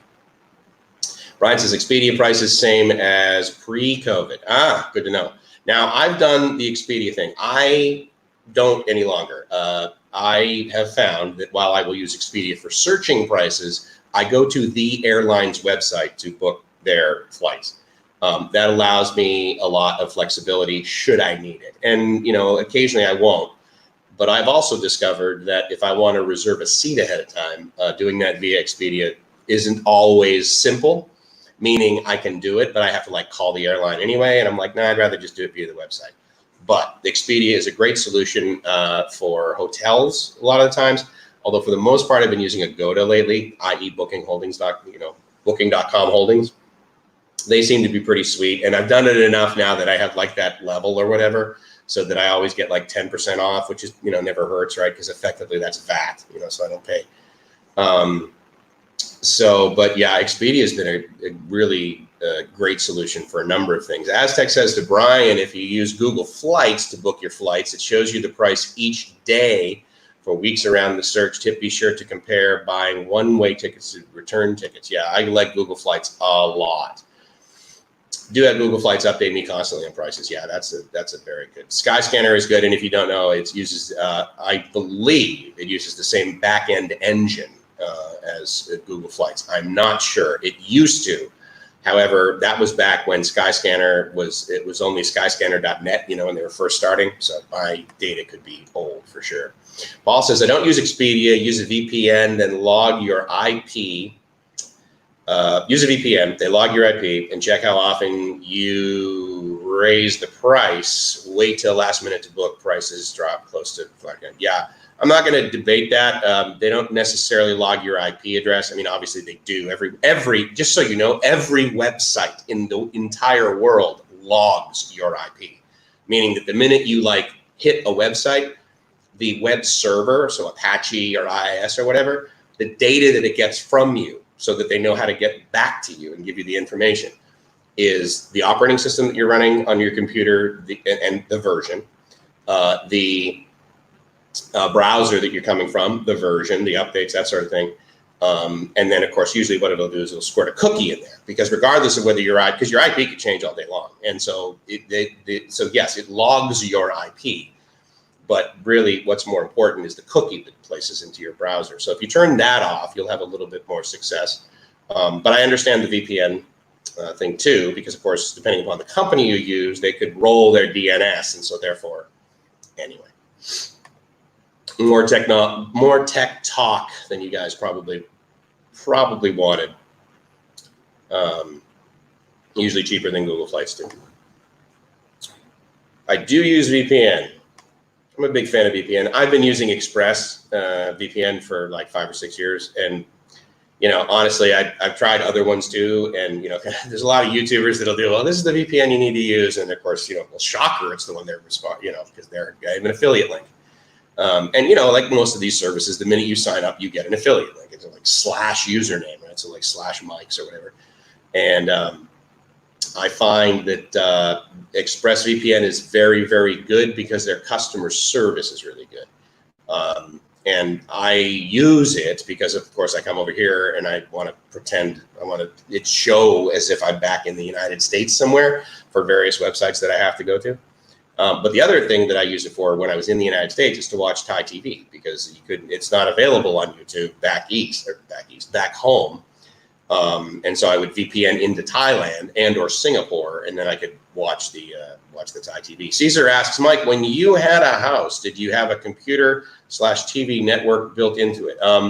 Yes. I mean, is the short answer. Meaning I had like punch block that were in like several rooms, and I ran Cat 5 at the time underneath the house. And I had RJ45 jacks, so I could like physically, but then I also had Wi-Fi everywhere. And you say, well, of course you had Wi-Fi everywhere in your house. Well, one of the houses that I owned, my main house, was built in like the 50s or 60s. And so the way the walls were built, it was plaster, but it was basically like, wire, like chicken wire, if you will, like was in the backing, right? And then they would have like the wooden planks behind it. And then they would put actual plaster in front of it. So effectively every single room was a Faraday cage because there was like light mesh and, inside of the walls. So I had to have like repeaters and stuff, but it was a good exercise for me to do it. And so a lot of times I would use the Cat 5 to repeat it throughout. But yes, I absolutely did. And then I used, I had cable backhaul, so coax backhaul, but it was just coax to basically the local,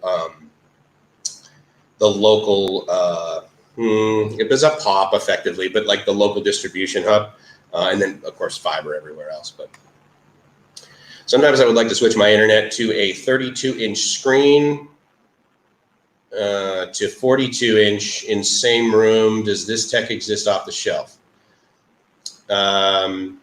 Well, yes, it does.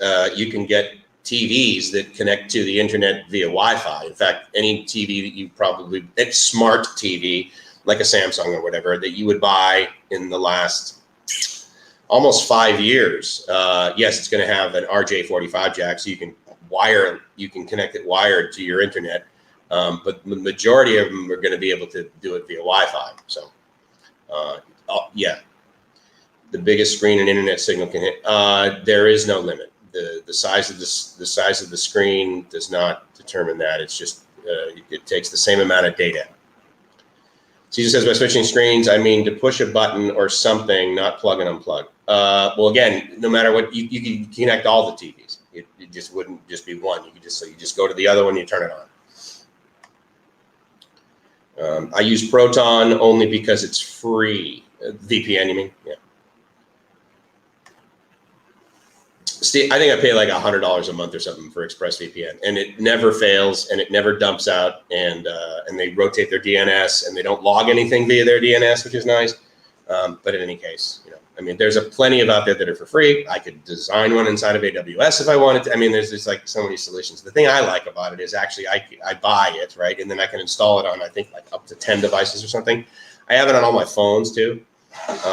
Proton may be the same, and it also auto connects. So the minute I get internet connectivity, I can set it to VPN and only transmit data once there's VPN. So that's helpful if you're into, having that need constantly. Steve says prices on Agoda outstanding. Found beautiful place on Sukhumvit Soy 11, a suite for less than $50 a night. Steps away from the BTS for sure, dude. Absolutely. Kelly talking about flights is getting me chomping at the bit. Yeah, I know exactly right. I mean, this is. It's a great place to come, and we all know that. That's why we say, hey, Bob, good night to you, sir. My daughter's gender party is tomorrow, so I will find out if I will have a grandson or a granddaughter. Good convo, Mike. Hey, you're on, Bob. That's good to see you. I didn't realize it was called a gender party. I just thought those were like, I assume it's the same thing as like a baby shower, and then they realize that. Anyway, good for you, man. Congratulations. And all the cool kids saying bye to Big Bad Bob. Jorgen, I watch on big TV with Xbox. Always an option. Xboxes are dynamite computers, by the way. Because of course the graphics has to be, awesome, right? What if I'm watching a TV channel and online with another screen? Can I hit a button and swap? If you have them both connected to that, distribution, right? In other words, if you want to change the input, can you hit one button? No. Yes, you can. You can design a system and get one that will do that. However, for basically no money, you can hit, a couple buttons and change the input to each one. So that would be probably the easiest. But yes, you can swap. There we go. Hello, Rosalie. You actually came by before and said that. So hopefully you saw my response. I'm glad you're here. And hopefully you're living the dream. Brian, I don't think I ever paid more than $25 USD in Thailand. You mean for a for a hotel.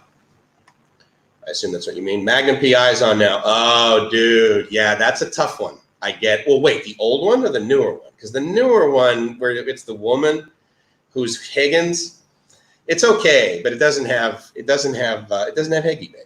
And I gotta have my Higgy Baby. Gas money, baby. That's all I need is gas money. TC, what's this going to cost me? Just gas money, baby. Just gas money. Todd says, if Thailand is going to be to let the wealthy people only, I'll look at Vietnam for a year. Yeah, and I can understand how it's perceived that way. It's a perception, but it's also pretty accurate. I mean, I understand what they're doing, right? I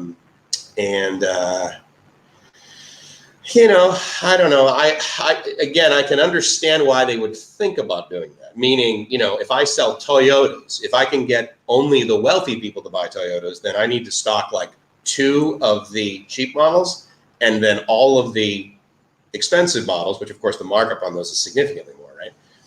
And meaning that all I'm going to do is sell Lexus, basically. And from a business perspective, yeah, that's the fantasy, is that you get everyone that comes in that has no real care about the cost and they just spend.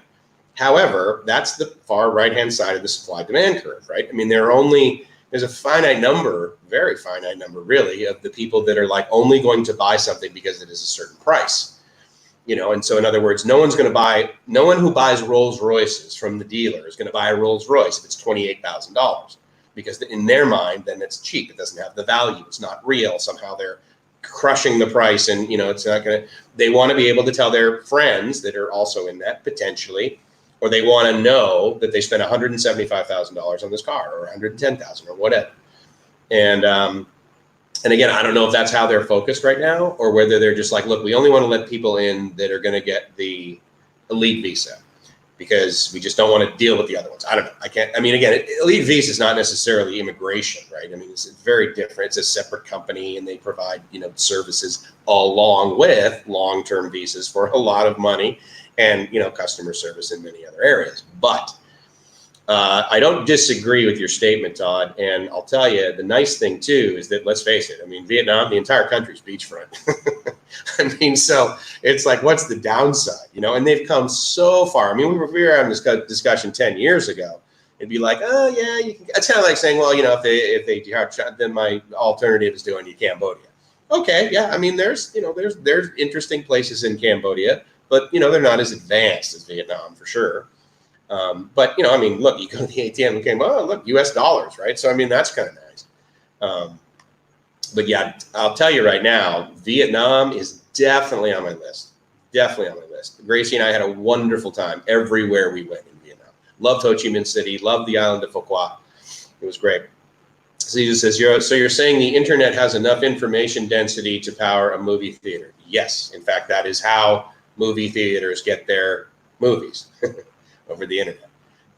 And again, I understand what you're kind of asking, but at the end of the day, there's no real power differential. It's the amount of data that you can push through at any given time. So if you've got internet in Thailand in your house, I don't believe you can really get anything other than 20 megabits a second. And so that's more like right now, for example, I am streaming this, and I'm effectively using about 3.5 megabits a second, so I'm doing it symmetrically, effectively, because I have, I'm viewing it elsewhere. So right now I'm basically using about 3.5 megs up, 3.5 megs down, plus or minus 10%, because of the protocol it uses to basically do transmission. Oh, I didn't get that bit. Okay, retransmit. So there's that occurs. But yes, that is exactly what I'm saying. Good morning to everyone from the Philippines. Rosalie, thank you so much for coming by. Magandang umaga. Joseph says, I have 432 in 432 in 1 for TV, 3 to 3 to trade on. Got it. Caesar says, so you have to hit what button on your that I cannot describe that to you here. Maybe the guys can if they'd like to, but that's more of a customer support question that takes more than a few seconds. So I won't be able to answer it properly for you here. I welcome you to us.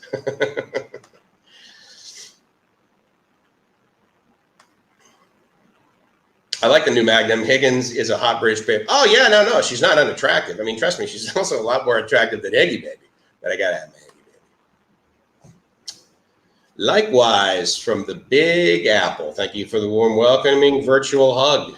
So you can see that this, when I use these, when I display the chat here inside of StreamYard, it unfortunately only does ASCII display. Well, no, that's not true. I mean, it does give the thumbs up, thumbs down in the chakra, right? So there are some things that it absolutely can display.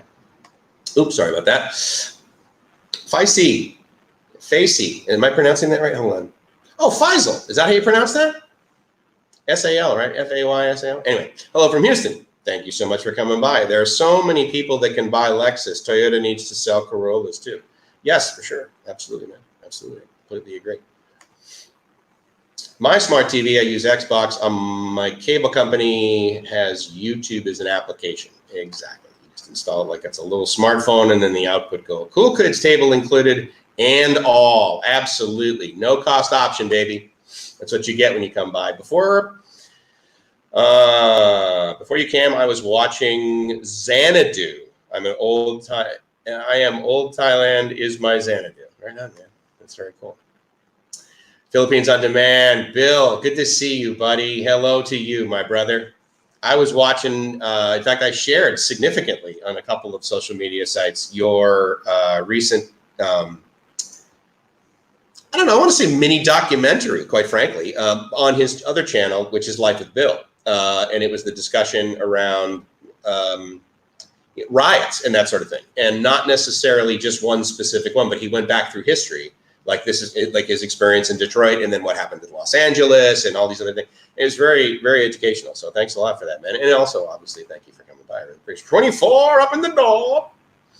Look at that. Oh, my God. You are like a thumbs up marketing genius. Love you, dude. Glad you're here.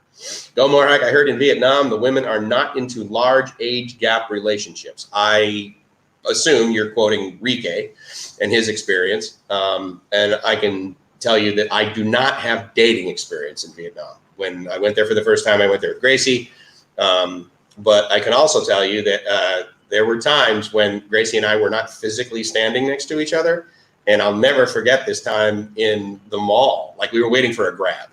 Uber at the time was in Ho Chi Minh City everywhere. But we were outside of this mall.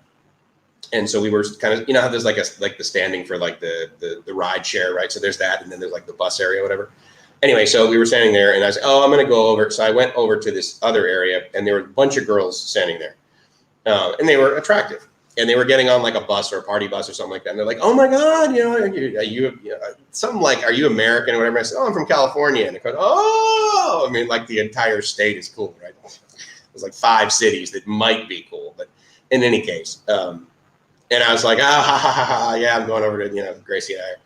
And they said, no, come with us. And I was like, well, that's kind of weird. I mean, I had the squirrel on my head at the time. So, I mean, I would submit older looking. And so, but again, I do not have long-term, that and another bunch of experiences like that, but that's just one that comes to mind.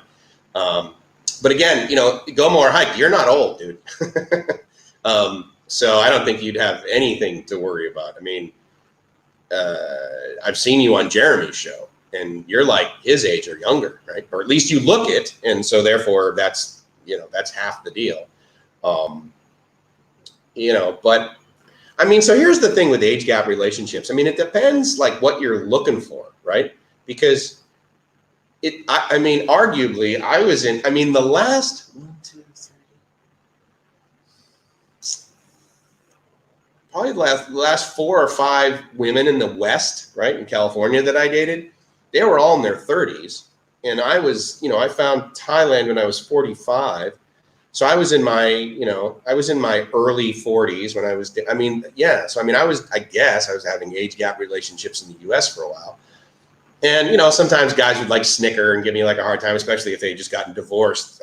I'd gone through a horrible divorce from a white woman that was basically their age, so therefore they hated all white women their age. And I get it, it's a heart-wrenching experience. But anyway, the short answer with anything over here that you have not experienced yet, that you are presumably putting a label on, or you think you know, and this goes for me too. The best advice any like expat vlogger or any Thai vlogger can give you is come over here and do it yourself, because it's going to be different for you. It's going to be now there are generalizations that arguably are kind of true, meaning if you go to Wat Po or the Grand Palace and you look like a tourist, meaning you don't know that you're supposed to wear long pants or whatever, or you're a girl and you've got like a tank top on and you're showing your shoulders, then you reek of getting taken advantage of. However, just because someone tries to take advantage of you doesn't mean you should let them. But if they say, oh yeah, no, the palace is closed today, but if you get in our tuk-tuk, then we'll just take you over to this other place where it sells jewelry. Oh, you have really nice jewelry. Would you like to look at some Thai jewelry? Okay, so so things like that, like pay attention to that. But as far as, you know, I mean, I don't know what you mean by age gap relationships. I guess Gracie and I are in it, and I'm not like harping on you, dude, but I mean, it's a very important topic, I think, because, you know, like the answer to everything, right? It depends. It depends what your age gap relationship is, and it depends how you treat the woman. I mean, if you're condescending and you're creepy, then yeah, I mean, you're going to get crap from your buddy, or not necessarily your buddies, but, you know, other people around you. And I'm not saying you can pay attention. You should pay attention to that. I mean, you know, carry your own weather, live your own life. But, you know, I mean, if you have similar goals, then I don't think it's very difficult. And so anyway, that's just my opinion based on my limited experience. Quite frankly, dating in Southeast Asia. I mean, Gracie, before I found Gracie, I was with Mali, and we were together about 1.5 years, sort of, meaning we were friends for a while. And then we like started dating in the US. And then we dated in the US, and then I don't want to say we took a break, but there was kind of not necessarily, it's certainly not a wall, but a mild boundary that I put up because she was going through a divorce. And I was like, look, I get it that you're like, you know, you call yourself separated because you heard that word here in English over here. I'm like, but until you're like really divorced, you know, because anything could happen, and you're not really available yet, as far as I'm concerned. Okay. So like, let's go. So what I did though, because she's like, I don't know how to do this. Like, it was real easy for my husband to marry me and like bring me over and, you know, go through the paperwork and get this green card, but I don't know how to undo that. Okay. So I helped her with that. I got her an attorney, and she went through the process, you know, and obviously it was gut wrenching for her. It wasn't gut wrenching. It was disappointing for her. You know, so I assisted her with it and was there for her, kind of thing, you know. But the point is that we were basically dating solidly for like 1 year. Now, prior to that, it was just like, it was just like friends, really, casually dating kind of thing. Because again, I wasn't coming over that much. I mean, I fantasized about, you know, again, after being here for like 24 hours, I was like, oh my God, I'm going to retire here. Kind of like the first hour I was in Maui, I'm like, oh my God, dude, I'm never going back home. I'm living in Maui. I don't care if I have to live in the bushes. This is, you know, it's like, okay, I get it. There's that whole responsibility thing. Todd says, I've been to Ho Chi Minh City and Hanoi last September. I'm thinking Nha Trang. Nha Trang, I think, is a great option. And 25, thank you so much, Bill. Appreciate it, buddy. You know how to speak Tagalog, host.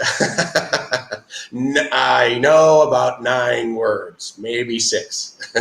I know how to say mahal kita because I have a wonderful Filipina girlfriend, and I know how to say good morning, good afternoon, and good lunchtime. Basically, happy lunchtime. The direct translation.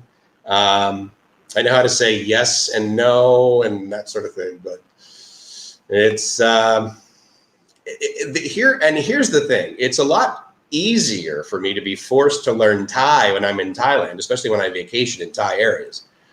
But no matter where I am in the Philippines, I mean, I'm talking about in the middle of Hamadan, no one, like Farang, basically foreigners do not vacation there, kind of thing. So we're a rare commodity. But there's always someone that speaks English and speaks English well enough. And Gracie's daughter speaks, you know, she's basically the translator between me and Gracie's mom.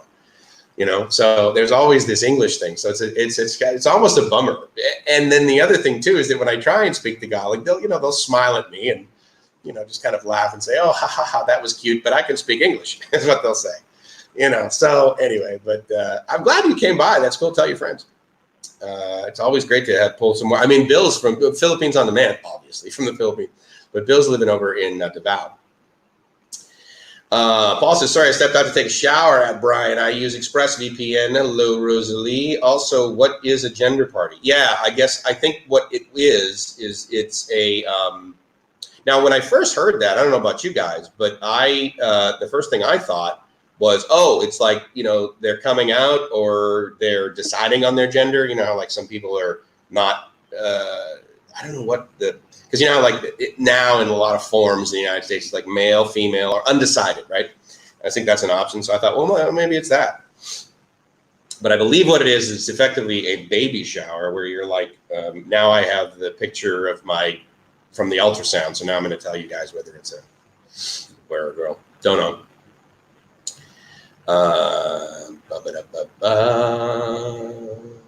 Cool. Didn't know you watched it. Yeah, absolutely, dude. I gave it a thumbs. That's a problem, right? Is you don't know like what videos people watch. So anyway, 26 up. Thank you, my friend Dave. Cool, ladies and gentlemen. Hello, everyone from Mountain View, California, the home of technology. I don't know about any of you guys, but the minute I hear Mountain View, I think Googleplex. That place is amazing. That was great. I've been there twice. It's so cool. It's just like an energy up there that like reeks of brilliance. It's neat and innovation. There's also a lot of administrative nonsense that occurs up there too. But anyway, glad you came by, buddy. Look at that. Everyone just saying welcome to the Cool Kids table all day long. Max just joined. Mike, greetings from rainy Hoboken, New Jersey. Hey, you and Brian are close to each other, man. Thanks for coming by, Max. Appreciate it. Hopefully this will warm you up a little bit. To all the cool kids, does my URL link messages not show up? Oh, okay, hold on. Stand by. The short answer is no, because that's a YouTube thing. But wait.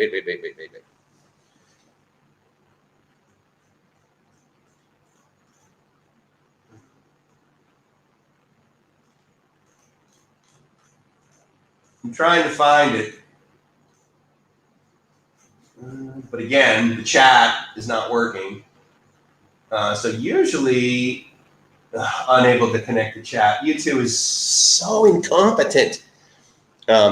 Anyway, if you want to just like kind of type it out, space it out, then it'll probably show up. I'm refreshing over there. I was just going to cut and paste it because what happens is here in this chat that I like to use to display inside of Streamlabs, it does not show me the good news is I believe it shows me, I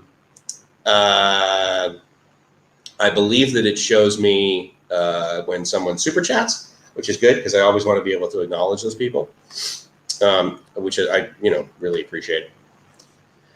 I shy a little bit. Yep. Yeah, I've heard that before too. I changed shirts. I'm back. Was able to hit an extra thumbs up. 27, ladies and gentlemen. Look at that. 28. Oh my goodness. 29 up. 30. Ladies and gentlemen. US wife 35. Thai wife 32. Or US wife 55. Sorry. US wife 55. Thai wife 32.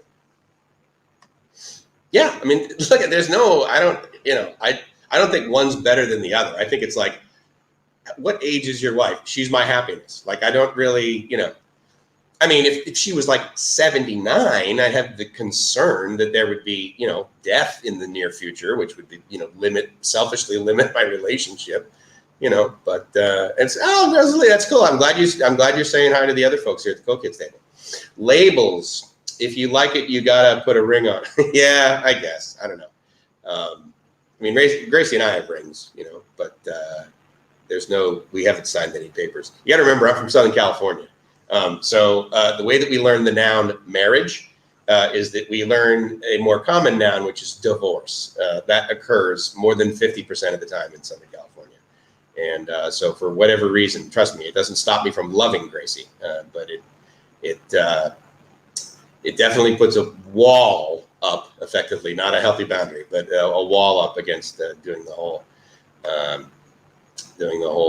signing the papers thing. And it's a bummer. Honestly, if we were going to spend more time back there, meaning we were going to spend at least 10 years in the US, I would absolutely do it so that when I die, Gracie gets all of my not all of it. She gets my Social Security for the rest of her life because she is, what is she, like 20 years younger than I am? Something like that.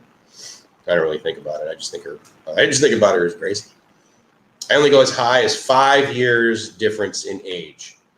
Everyone has their, this is what I do, this is what I don't do. And that's awesome. I'll tell you what, if you, regardless of what that is, if you know who you are, right, then I would submit you're bringing a lot more to the table than many other people.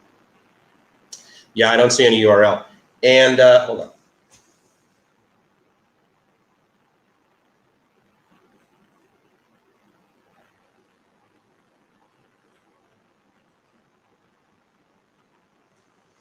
Let me go to the other stream, because when I go to the live screen, if you guys don't know what that looks like, basically it's a black screen, and then you like turn on or off the encoding, and you can do some other things. And then on the right, there's the chat, much like the chat that you guys are. Whoops, sorry, hold on. Live screen.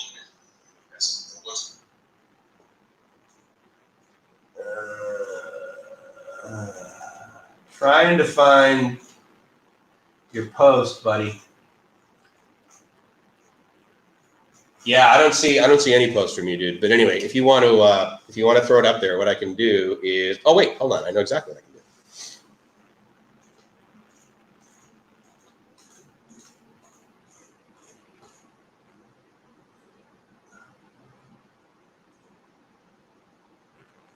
Okay, so now you're a moderator, Aztec. So basically, you should be able to post anything you want.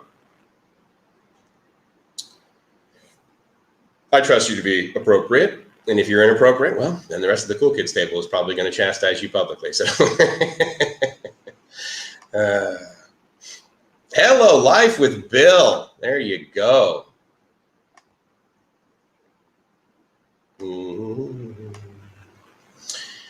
Go More Hike says, my politically incorrect view is as long as she's over 18 and you've met her parents, it's okay. I don't know if that's politically incorrect. It's a fine boundary, really. Drummer Chicago, hey, good to see you. What's going on, man? Thanks for coming by. I really appreciate it. Live my ass off. Done to you. I hit your notify bell. Okay. Oh, okay. You subscribed and you hit thank you very much. I really appreciate it. That's it. I'm back. Hashtag living the dream. Why? Because you're fit, dude. You are so fit right now. You're fit. Love it. Love it, Damo. Aztec can suck it. You're so fit. Hilarious. 31 up. Keep it going, guys. Look at you, man. You were just like my total cheerleader today. I'm really honored, man. That's fantastic.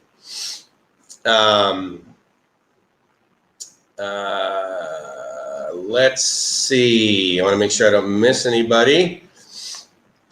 Caesar says, how much should I pay a tech guy? Here comes wire up screen. Like 2,000 baht, basically. He'll probably do a pretty good job. There's some really high-end, high-quality AV guys over in Fortune Town. If you go up to the 4th floor or the 5th floor, there's some companies that do that. All you got to do is walk in and you're like, oh my God, this turntable costs $500. Like, okay, that's, you know. But anyway, you know, and you can overpay or whatever, but because I don't know any personally, okay? So that's, I wonder what Bill Gates has in his house. Does he get all the movie releases for free? So I'm quite certain he pays, actually, because it's not that expensive. Bill Gates, if you don't know, in his house, he has sensors that basically change the lighting and temperature based on his mood that it measures from his body temperature, from his eye movements, from his, you know, the way that he's walking, the speed with which he's walking. So that's a really pretty neat use of AI, quite frankly, in his house. So it's a lot of screens. Hello, hello, hello, hello. Drum Chicago, hey bro, it's me, PAD. How are you, my friend? I'm up and about today. Totally awesome. Did you say you pay $100 a month for ExpressVPN? No. Probably, I'm sorry. If I did, I apologize. I think I pay like $99 a year. Honestly, I might pay $19. I don't know. I definitely don't pay $100 a month. Absolutely not. I may pay. Oh man, look at that. What do we got going on here? Who was that?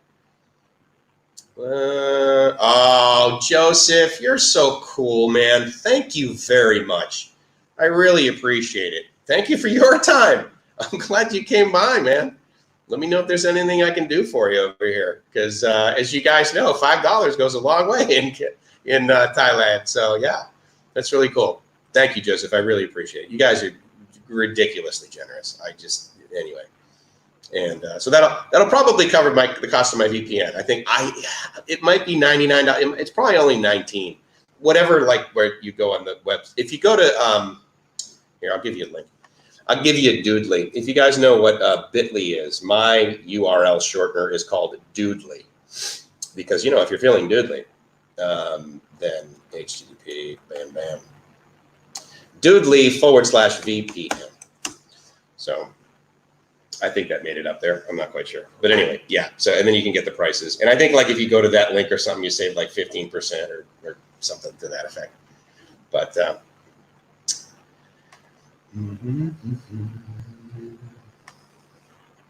whoops. Whoa. Faisal says, or Faisal says, a gender party or gender reveal party during which people find out the sex of the baby to come. Yeah, that's kind of what I figured. They probably have like the ultrasound picture or something like that. Great to hear you're up and about. Absolutely. Life with Bill. There you go. You see the guy? He's got multiple personalities, multiple offerings, multiple ways to add value. The guy's my hero. The King Lee. How you doing, buddy? And all you cool kids here on the stream. I have been on live stream with lots of Filipino vloggers and been listening to the YouTube Filipino English terms. Go to your house and here is your jacket. Very nice. Very nice. Drummer Chicago, good. Just stopped in to say hello and then run out for ice cream with my son. Dude, awesome. Love everything about it. Meeting the minds is ageless. Indeed it is. Indeed it is. Thank you very much. I'm glad, Rosalie, you're definitely part of the cool kids table. You know how it works over here, don't you? It's neat, right? Guys, like I think we built this culture where like someone shows up, and I assume that she hasn't shown up in the live chat before. Maybe she's watched some videos, maybe not. But you figure it out, right? You're like, okay, well, yeah, everyone says hi to each other. Yeah. Yes, that's what occurs because Mike's not going to get to your comments for days because he's going to be talk. There you go. Oh, what did you say, Mary? A Thai bar girl? You have a 99% chance before us. Yeah, absolutely. If you want something, you can guarantee yourself, right? I get it. That's okay. I mean, look, at the end of the day, there are guys that have wildly successful relationships, and they found their wife in a bar, or they found her, in Pattaya or whatever. But again, it's less common, right? And so that's kind of a drag. John and Lynn's Adventures. Age-wise, my fiance says I don't look a day over death. Bless her heart. That's a good one. Good one, John. German Chicago. Awesome, my friend. Happy Father's Day to you. Absolutely. Tomorrow is Father's Day in the United States. Well, 2 days. What is it right now? So it's Friday night, right? Actually, it's technically Saturday morning on the East Coast, but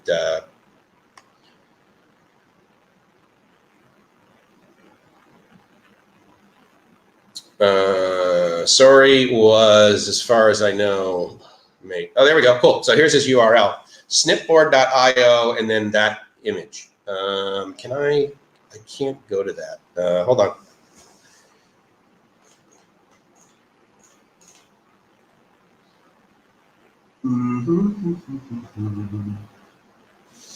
I just clicked on it on another where I'm basically watching the YouTube stream. And oh, there you go. Nice. So let me see if I can go to that because I want to show the guys that. That's really cool. Thank you very much, dude. I appreciate that. That's neat. Let me do this and then turn this silly volume down. So I'm not sorry. Of course, we know that I cannot somehow get volume from a video to come up because I have no technical skills. So, but yeah, I want to show all the other guys that if they haven't clicked on it because that's like really cool, dude. I really appreciate it. And again, I don't know if you just found that or whether you actually spent time doing it. Regardless, you shared it with us here, so I really appreciate that. Let me do this, and then I'll do this, and then I'll do this. And I believe what that will do is allow us to share it. That's pretty cool, man. That's pretty neat. Right on. Right on. Very cool. Thank you. That's cool. And I know I'm sniffling. I got to get another beverage, I think. Now, hold on. I should be able to figure out how to play freaking audio through this thing. And I don't know why. I don't know why. But I know that it's coming from this, and so therefore, if I have that going in and out, then in theory I should be able to play a video, because what I have is I have a little bit of a break. I did a break before, and wanted to share that with you guys. Well, during a break. And it's not that long, so that's pretty cool. But in any case, if I can't figure it out, then I can't figure it out. But I won't do that. I won't spend a whole lot of time on that. But I'll cache some stuff in the background here. But thanks for sharing that, man. I really appreciate it. Yeah, I can tell that my allergies are. It's either. I mean, my nose isn't running, so maybe it's just dry in here. I do sound nasal though, huh? Which is kind of a bummer. Oh, that's right. It's only an hour ahead. I apologize. You're right. Yeah, Friday, 10:40. I mean, 13, right?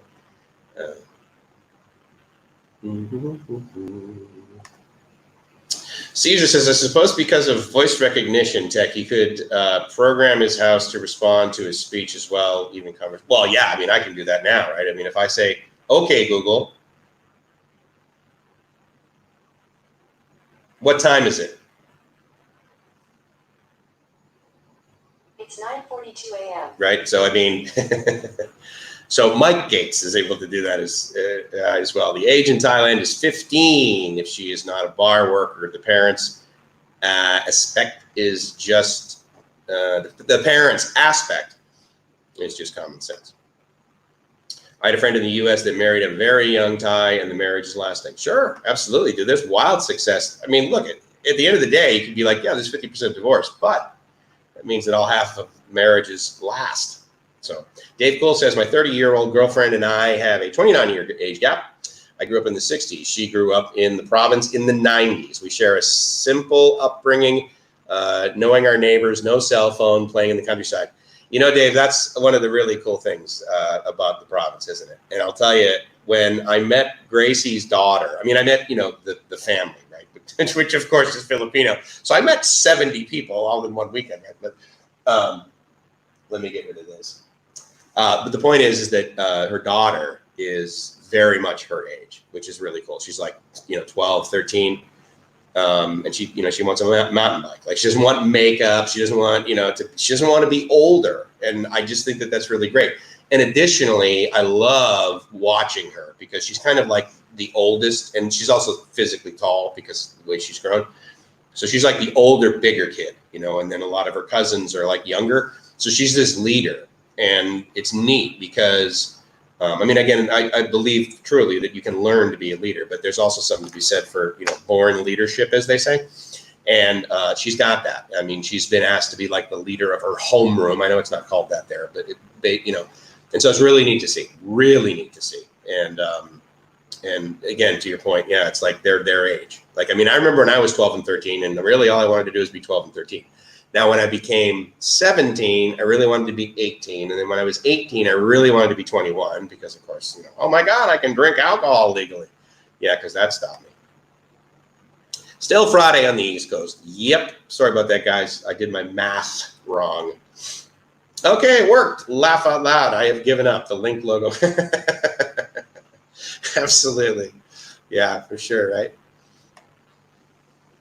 If you're dating bar girls, you just got to remember the wise words of a dead Farang. Bar girls can't eat love. Absolutely. Yeah. Don't think, I'm going to really help out this girl by being nice to her. No, that's not necessarily why she's there. So just took a sec. To Inkscape. Ah, cool. Very neat, man. Yeah, looks like a buff. Okay. Or not. No offense. I mean, I'm just saying. That's like people that lead the conversation with, with all due respect. And then, of course, they immediately begin telling you something that shows zero respect for the person they just used.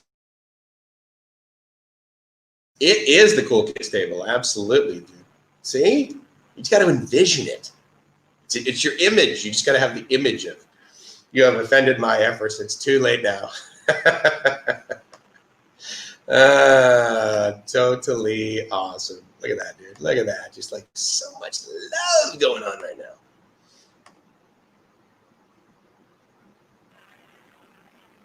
Oh, see now see now the chat won't show.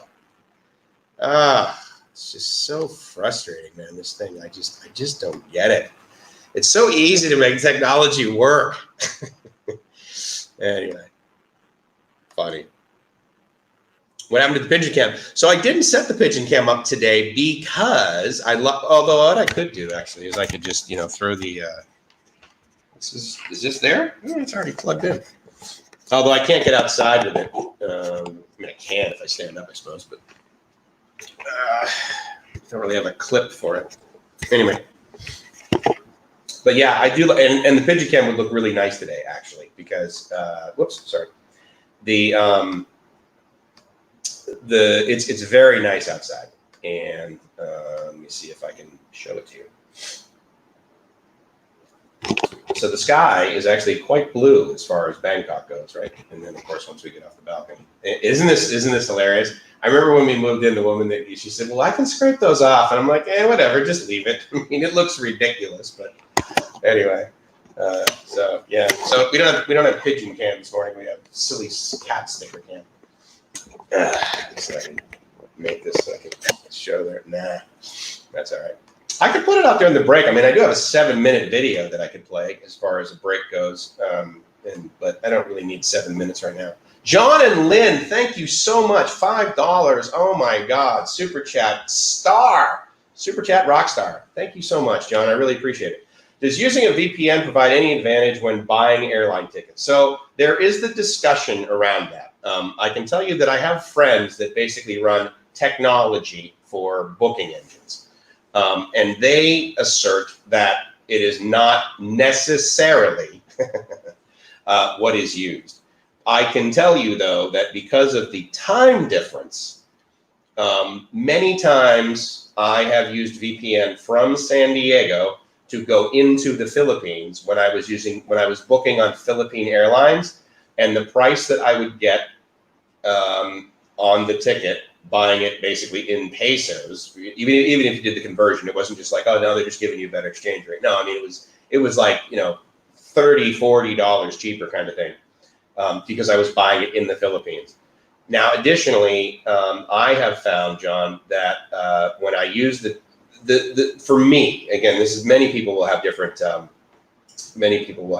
sort of experience with this, but what I would use the VPN for, and I believe would get better deals on it for flights, is when I was departing from that country. So for example, if I'm departing from the Philippines and I'm coming to Los Angeles, it was in fact cheaper for me to use a VPN into the Philippines and then book it on, and again, this is Philippine Airlines. I can't speak to every airline or every booking engine, but my experience is that. However, when I'm doing round trip tickets and I'm going from the US and I'm coming back, a lot of times, I would check this, right? I would just pick some random city, like, okay, well, Singapore, Ho Chi Minh, I mean, one that has like decent internet, right? Like I'm not going to pick, well, actually Cambodia is not one of the choices, but I'm not going to pick something that's got really, really horrible ping, slow internet. So anyway, so I've had that experience, and I'm not saying it's a guarantee, that is for sure, buddy. So, but again, when you're booking airline tickets, you're probably like, okay, I've only got 7 minutes. A lot of us, I think, at least I do, spend probably more time trying to find a good price on a plane ticket than I do on some stocks. But in any case, there's always, always sort of the time. So anyway, my recommendation is to try it out. And the cool thing about all these VPNs, I mean, whether you go to mine, whether you go to the Disney.link/VPN, meaning you sign up for ExpressVPN, I mean, if you don't like it, you just cancel it. I mean, it's maybe, maybe you've maybe you've used like $5 or $10 to kind of check this out.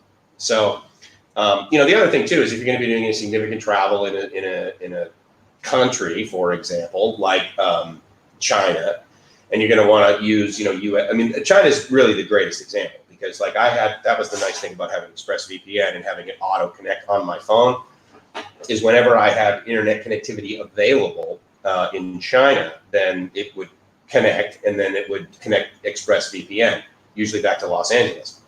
or Seattle. Those are pretty quick.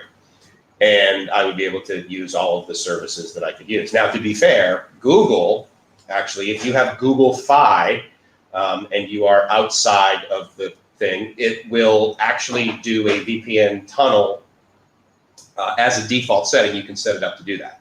So as an example, and you'll see a little key at the top, up at the top of your phone where there's like the signal strength. So that's usually like a ever increasing like triangle kind of thing. And then, the rounded thing, which is Wi-Fi. To the left of that on my phone, what happens is I see a little key, and that is Google basically making a VPN tunnel back to the home. And so therefore, in China, my phone, I was using Google and Facebook and YouTube all day long. I was in mainland China, not just Hong Kong. I mean, Hong Kong's basically like just, it's like coming to Thailand or Singapore. You can use everything. But in mainland China, like when I was in Pudong Airport, or when I was in Pudong, right, in Shanghai, that's my phone just bang. They have a roaming agreement with the local carrier, and it made it, and so that was pretty good. So again, you don't necessarily need a third-party VPN for that to work. If, like Brian and I and many other probably kids at the Cool Kids table, you have Google Fi as your US provider, and that is the one that you're using to do that. But as far as like your laptop and that sort of thing, it doesn't hurt. And again, just try it out. That's the best thing that you can do, because I love ExpressVPN, because what happens is I open up the app and there's a big button and I just click on that and then it connects. That I like. And there are others that offer a lot more features and people might like those. So, but yeah, so I didn't put the pigeon cam out today, mainly because I couldn't find the metal backing plate to my GoPro, to my SJ4000. And my SJ4000 is really acting up. Again, it's like 5 years old, and so I can't really expect it to be awesome. I should probably get a new one, because again, they're like a third the price of a GoPro, and they're decent quality. So I could get one of those, and it allows for the wide angle, but I may set it up later. I'm glad you asked about it, Joe. I think it's kind of cool, right? And the pool looks amazing. Oh, here's what's interesting about our pool. So before, it was open at 7 in the morning, and then it would close at 8, and then they would clean it between 8 and 9. And then it would open from 9 to 10, and then they would clean it from 10 to 11. So that went out through the day. Now what they've done is they open it for 2-hour chunks. So it's open at 7 in the morning, it closes at 9, and then between 9 and 10, they close it for 1 hour of cleaning then, and then they shift it. The other thing, and again, John, it just popped up. Thank you very much for the super chat. I really appreciate that. I'm honored. The interesting thing about what they've done with to demo, what they've done with our gym here is that they open it for an hour, and then they close it for 30 minutes to clean it. And again, I can understand why they would be like, no, we might need an hour to clean the pool, depending upon how many people that came in. But I don't know whether they're doing that with your gym, whether that's like why they do the 45 minutes and then they clean it for a little bit. But Stock, always good to see you, my friend. I knew you came by earlier, and you're always a big, you and Bill are like the guys that are like, thumbs up, thumbs up. How many thumbs up do we have? What's going on? Oh, look at that, 37. You guys are just outstanding. 30 people watching, big fan of that. Thank you so much. And just so you know, if you're watching over on Facebook or DLive or Twitter or Twitch, I sadly cannot bring the comments into this, and so you may have felt ignored, and I apologize for that. But I have not been able to see your comments. That's another little sort of imperfection here with the various platforms. They all do like about 5 or 6 things really well, but it's not always the same 5 or 6 things. Like OBS, I mean, it does a great job of being able to, transmit to everything. Streamlabs I really like, because I could like share the link, and then other people could, potentially join in later on. But I also, for some reason, don't have the ability to play videos with any degree of competency. So there's that. Paul says, it's been fun. Got to run. I have to be up and rolling 7 a.m. Right on, man. Drive safely. Thank you so much for everything you do. You're the reason that basically people can buy things. Without trucks in the United States, you guys, there would literally be no products. There's no possible way to move the inventory that gets moved in the United States without trucks. So thank you very much. And again, John, thank you. Really, really appreciate the super chat. I want to be a cool kid too. Well, then you are. If you want to be, then you are, Joe. And you've been here before, so you know all about the Cool Kids table, buddy. Thanks for coming by. Isaac, good to see you. Thank you so much. I really, really appreciate you coming by. Caesar says, do they really make $300 a day doing rice and veggie farming? I know in California that steady work at minimum wage is a decent lifestyle with transportation and media and good food. I don't know where you lived in California, but minimum wage in San Diego, you're working 2 jobs. You can't, it's very difficult to get by just on minimum wage, I think in San Diego and like San Francisco, I think it's almost 15. I think it might be 15 this year, maybe next year. It's about $15 an hour, right? So you're basically making, and a lot of times if you are in a scenario where they're paying you minimum wage, they may not be allowing you basically to work full 40 hours. They may only be allowing you to work 30, but regardless, let's say for the sake of argument, you get to work 40 hours a week. You're making, 30 grand a year, after taxes, then, you're pretty much pulling in about 2,000, something like that a month, depending upon what you do with it, but 2,500 a month. And, that's, that's not a lot. And, depending upon what your tax liability is, if you're a student, right, and you're making, but in Bangkok, no. In Bangkok, 300 baht a day is not minimum wage. It's more like 400. And depending upon what you do in Bangkok, most people make more than that. Most people are making at least 500 baht a day. And usually they'll work 6 days a week, depending upon, again, if they're in a job where they're basically earning minimum wage, then they're usually working 6 days a week. In my experience. Wow, blue skies in Bangkok. Yeah, crazy, right? The weather outside is outstanding today. Is that your new logo, the cat or the fly? Yeah, absolutely. That'll be, yeah, so that's the cool kids table out there, basically. Behind the cats is the cool kids table. Yes, Joe, I think a cat with a flower fits just fine. Totally. It's got that masculinity behind it. There you go. Is Laos or Cambodia into large age gap relationships? I cannot speak to that. I do not know what it's like over there at all. Haven't been, want to go big time.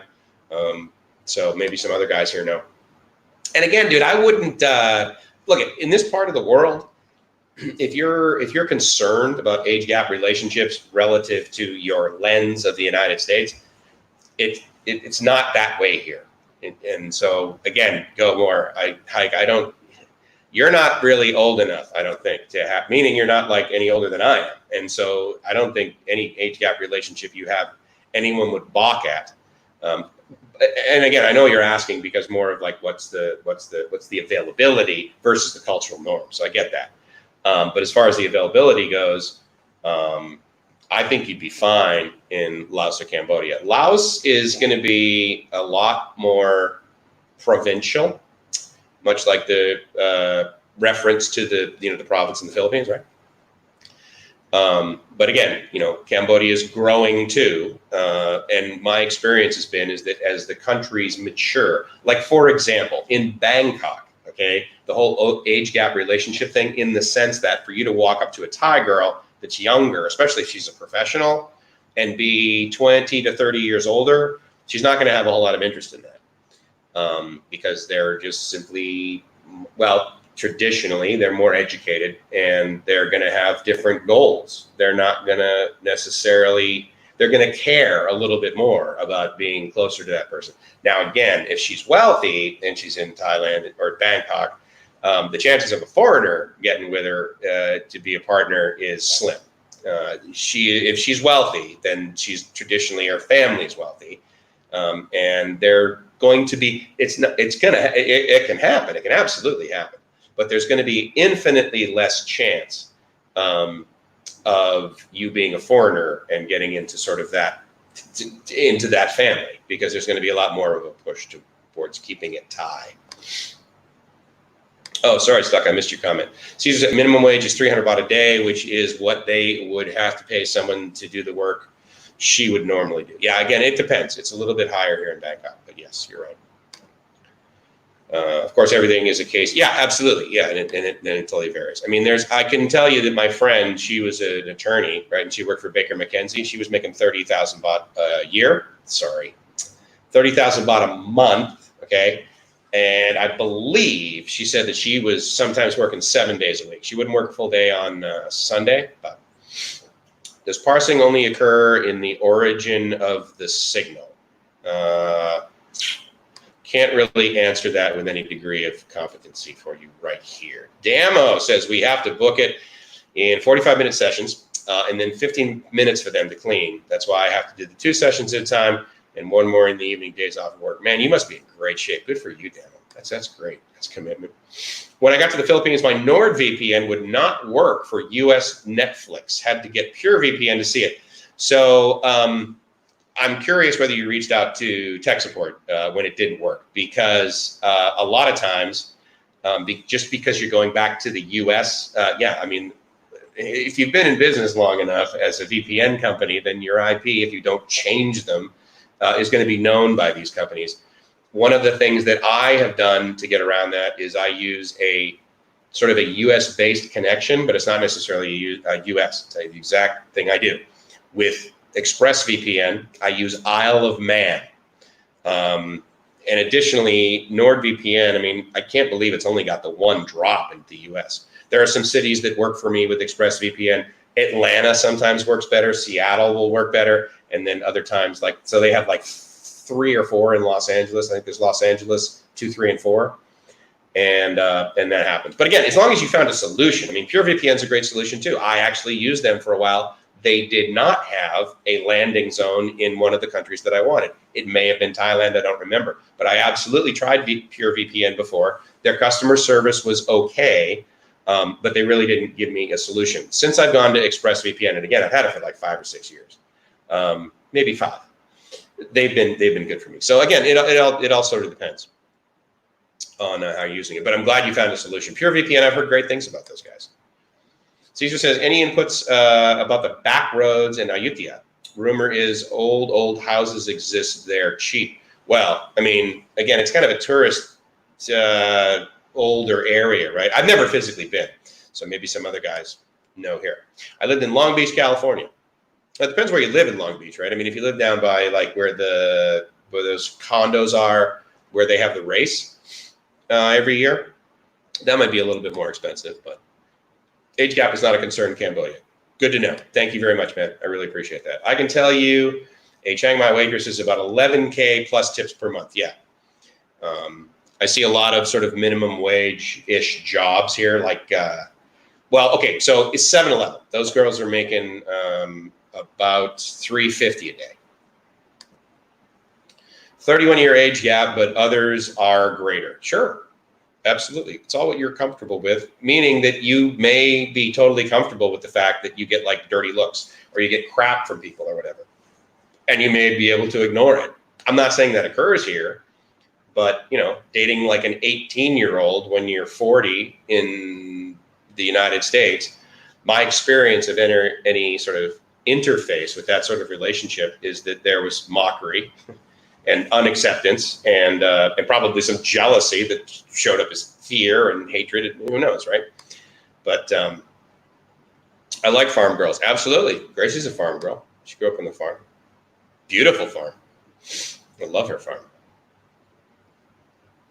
What will you do with the 4th slash? What will you do? Will you do for the 4th?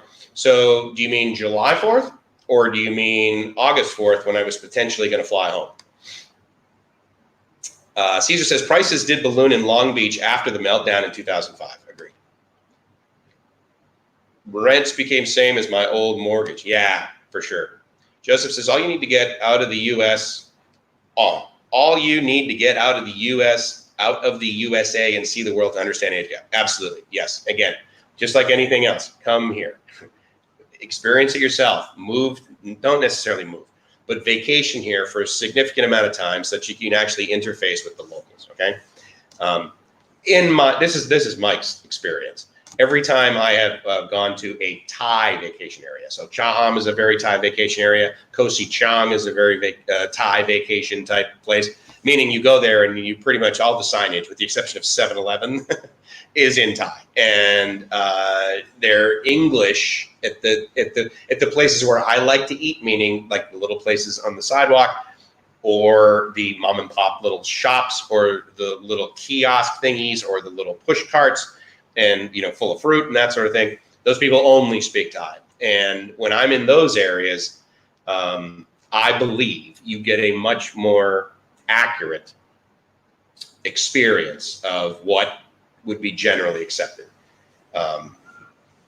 But again, like he said, I mean, understand the age gap. If you live near Chulalongkorn University, okay, then that area is going to be less, it's going to be much less common to have a 30-year age gap relationship over there, because the majority of the girls that are there, they're focused on something completely different. They're focused on getting their bachelor's degree and maybe doing something, maybe being part of a startup. I mean, I'm in an area right now that is just right down the street from the largest co-working space in all of Southeast Asia. So trust me, there's a whole bunch of modern women here, and they don't want any kind of boyfriend. They don't want a Thai boyfriend. They don't want a farang. They don't want an age gap They don't want any relationship. They are obsessed with their company, and they're trying to get some funding for it. And that's like really what they're spending all of their life doing. So again, but again, come here, experience the local area. You don't know what it's like to live on the west coast of Florida unless you've gone to the west coast of Florida and lived there. Speaking of Florida, Vietnam is the only place I've noticed in Southeast Asia that age gap was an issue. Of course, money and looks can make it less of an issue, just like anywhere else in the world. Great. Yeah, because he went there, and that's pretty cool. No money, no honey. Again, I get why you're saying that, and of course it's a little tongue-in-cheek and funny. But I'll tell you that that doesn't really apply unless you're in, the infamous no money, no honey zones, right? So you're down in Pattaya, and you're, not necessarily on the dark side. You're like right there on Beach Road, or you're near Soy 6 or something. But that happens everywhere, dude. It happens absolutely everywhere. It happens in San Diego, California, all day long too. I got to tell you. Damo says, not in great shape, but I want to be. If I want to get my fat butt into one seat on the plane to the next trip, good for you, dude. That's pretty good motivation. I want to be able to go to Thailand, so I'm taking better care of myself. Good for you. Go more. That seems to be the way the world was. Yeah, for sure. It works. It works there. It works here, and it's. I mean, I got to tell you right now that it is totally uncommon where Gracie's from. Okay, but the majority of the girls that I met in Boracay before I met Gracie in Boracay, yes, that was their focus. They were like, I need money. I'm here to make money. And they weren't necessarily prostitutes, but they're like, look, I mean, if I'm going to think about a relationship, then they'll do it with a Filipino, provided he can support her and the family and have a kid or do whatever. But Gracie, the neat thing about Gracie is she had actually been down that road before, meaning that this guy who courted her years before was literally a billionaire. And so she got really soured on people that, it's funny because I did some research on this guy when she told me about him. And he actually was a billionaire, but what's bizarre is every other billionaire I've ever met or knew, like personally, because I mean, if you see him in a magazine and you hear what someone writes about him, yeah, right, grain of salt. But every billionaire that I've ever met, they don't think about money. I mean, because it is just a tool for them to do other stuff. I mean, there's maybe some things that they can't obtain, actual physical things. But let's face it, right? One of the best statements, I love this one, is the best things in life are not things, for sure. And so but he didn't want to spend time with her. He was like, oh yeah, I got to do this. I got to, work on my investments, blah, blah, blah, blah, blah. Here's, X thousands of whatever dollars bought, pesos, go buy yourself a dress, whatever. And I mean, if you have any experience with Filipinos, let alone just Filipinas, they don't want to do stuff on their own. I mean, I cannot imagine, so here's the thing. I was just about to say, I cannot imagine being an only child in the Philippines, but it doesn't matter, because even if you don't have sisters and brothers, you have 1,000 cousins that are all around you. So effectively you have family. And so it's very weird to do things by yourself. The way I've shared this before, actually, is that Filipinas, let's just say for the sake of argument, just the females, if you are doing something alone, that is synonymous with lonely. And that is not for me. That does not apply to me at all. I am by myself here. I'm hanging out with you guys. But after I, hit end broadcast, and I go do something else, and I, grab my backpack, and I mean, the other day I grabbed my backpack, I got on the BTS, and I took it all the way to one end. And then coming back, I basically stopped on, every other stop kind of thing, checked out some new stuff, did all this by myself. Now I was taking pictures of it and I was sharing with Gracie as I was going along. But from her perspective, to like by yourself, get on the BTS and go explore, I mean, that is just, she can't even imagine doing. She would not enjoy that. It would be by herself. She would be effectively lonely. And so there are those cultural norms. And so, but there's a lot more independence, as the example that I gave before, of the girls that are either going for their bachelor's or master's degree, or they have a startup. I mean, you talk to any of these girls that have a startup that are like, even if they're not the CEO, I mean, if they're the CFO, if they're the chief financial officer, that's not really, but if you're the CTO, if you're engaged, kind of thing, or you're like the chief data scientist or something like that, that's all they do. They are, 24/7, they're like startup. Otherwise, you work for a company. I mean, it's a big delta here in my experience. So, Flo Rida, absolutely. July 4th. Okay, so as far as in the past, what I would do when I was living in the United States is I would either fly home on that day, because it's really cheap to fly on the holidays like Christmas, 4th of July, that sort of thing. Or I would, because I wanted to like experience my hometown. My hometown has this, really, really get kitsch, but it's 4th of July parade. And it's one of the biggest in the neighboring towns, such that all the neighboring towns come over. And, they have the fire trucks and they have, the little league teams and it's awesome, right? It's just like, it's so Mayberry. It's awesome. So I'm like, and I wanted Gracie to experience. So I brought her to home before. Now, once I started coming over here regularly, for example, because of like when holidays showed up and the times that I would move over here, for the last 6 or 7 years, like I haven't celebrated Thanksgiving. Like I haven't been in the United States in basically from about Thanksgiving well past New Year's since the first time I came to Thailand. So since 2012, I haven't done any sort of Thanksgiving stuff. I did do Christmas dinner with a buddy of mine who was the sort of catalyst for me coming over to the Philippines. When Eddie's like, "Oh, dude, you got to come over," so I'm like, "Okay." So I came over here, my standard sort of vacation time in Southeast Asia, early December or mid-December, right? And then I would stay through like mid-January. And so he and I went out on December 25th and had a dinner. But other than that time, like Christmas is not really relevant to me.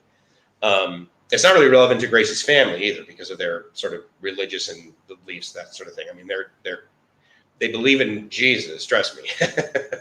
But some of the ceremonies that you sort of typically associate with Catholicism, they don't follow that. And so they celebrate New Year's Eve. And their entire neighborhood celebrates New Year's Eve on top of the mountain. And her dad, this is so amazing to me. So first of all, her dad's last name is Okate. And I had no idea how many Okates there are in her village. I mean, it is like literally 50% of the people that live there, their last name is Okate. Giant, right? Family lines. Well, the other thing about her dad is that he is this very famous singer in that part of the world, to the point where they like pay to have him come to a radio station to like sing on the air, and then they pay to have him go back. I mean, you don't pay people to sing on your radio station in the United States. Okay. So, I mean, it's amazing. So anyway, so they have this big party, New Year's Eve, and we all sort of sit around and they have like games that they play or whatever. It's neat. It's all in Tagalog. They say about 4 English words. And then of course I'm literally the only foreigner in the entire village. Right. So a lot of the kids want to take a selfie. Right. And, and then the older kids want to take a selfie, but they're too shy to ask. Right. So the whole, I'm just shy. It's very common where she's from. And anyway, so Gracie and I get up and, we do this little game thing with everyone else. And, people, it was weird because, I mean, I know they have YouTube and I know they've seen, but they're just like, oh my God, he's a foreigner. What's he doing? Yes. Ooh, look, shiny redhead, whatever. But her dad, he gets up, he grabs a microphone and he starts singing. And the whole village goes crazy. They're like, And he's like sick. Well, I know he's 60 because they had a big birthday on his 60th birthday.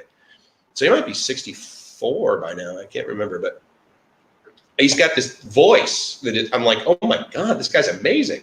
He's a farmer, but he's also a really, really famous singer in that area. And so that was sort of crazy, man. So that was sort of neat. Anyway, so that was how I celebrate New Year's. Now, this July 4th, honestly, I think it's just going to come and go. Because every time, like, for example, when I was in Mexico on July 4th time, it would just come and go. And I'm not really, I don't think I've been in July, been in late August, September. I don't know if I've been in Thailand on July 4th. But not really sure what occurs here. It'll be sort of academically interesting, really, to see what they do. I know in Mexico, they use it as a great opportunity to sell alcohol at a higher rate to a lot, of the Americans, which is interesting because if you don't know, around that time actually is election time. And during election time, this is common in a couple of countries, they don't sell alcohol, right, when there's an election coming on that day. And so they were doing that around July 4th in Mexico. They're like, yeah, we're going to need to sell alcohol because the Americans come down here to get hammered, and we should probably take advantage of that. Todd says, I think he's asking about the fourth rumors as you are to hang out in Pratchap Currycon. Oh, the fourth rumors has that you are going to hang out in Pratchap Currycon. Maybe I will. That sounds cool. I know that on what's today? Today's the 20th. So on the 23rd, I'm going down to Surat Thani. But yeah, if you're down, dude, let's hang out. I mean, I'm happy to go back down there. I mean, because, all I got to do is do a 6-hour live stream on a train. Man, I'm in Pratchap Currycon. Close my eyes and I wake up, I'm in Pratchap Currycon. And I got 6 hours of video that we just did.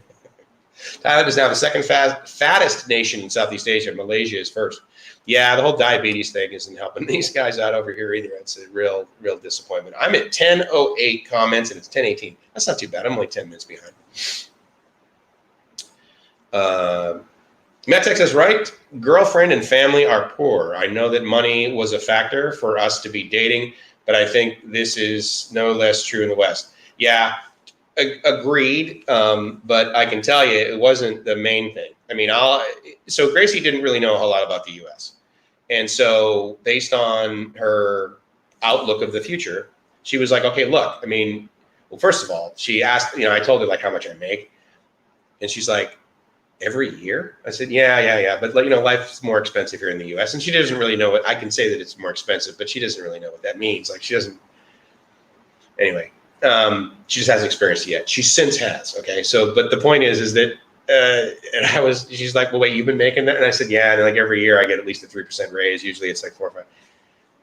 And then, I said, well, this is how much money I've saved up and I'm getting ready to, do something different. And she's like, how much more do we need? And again, it's a different number. Okay.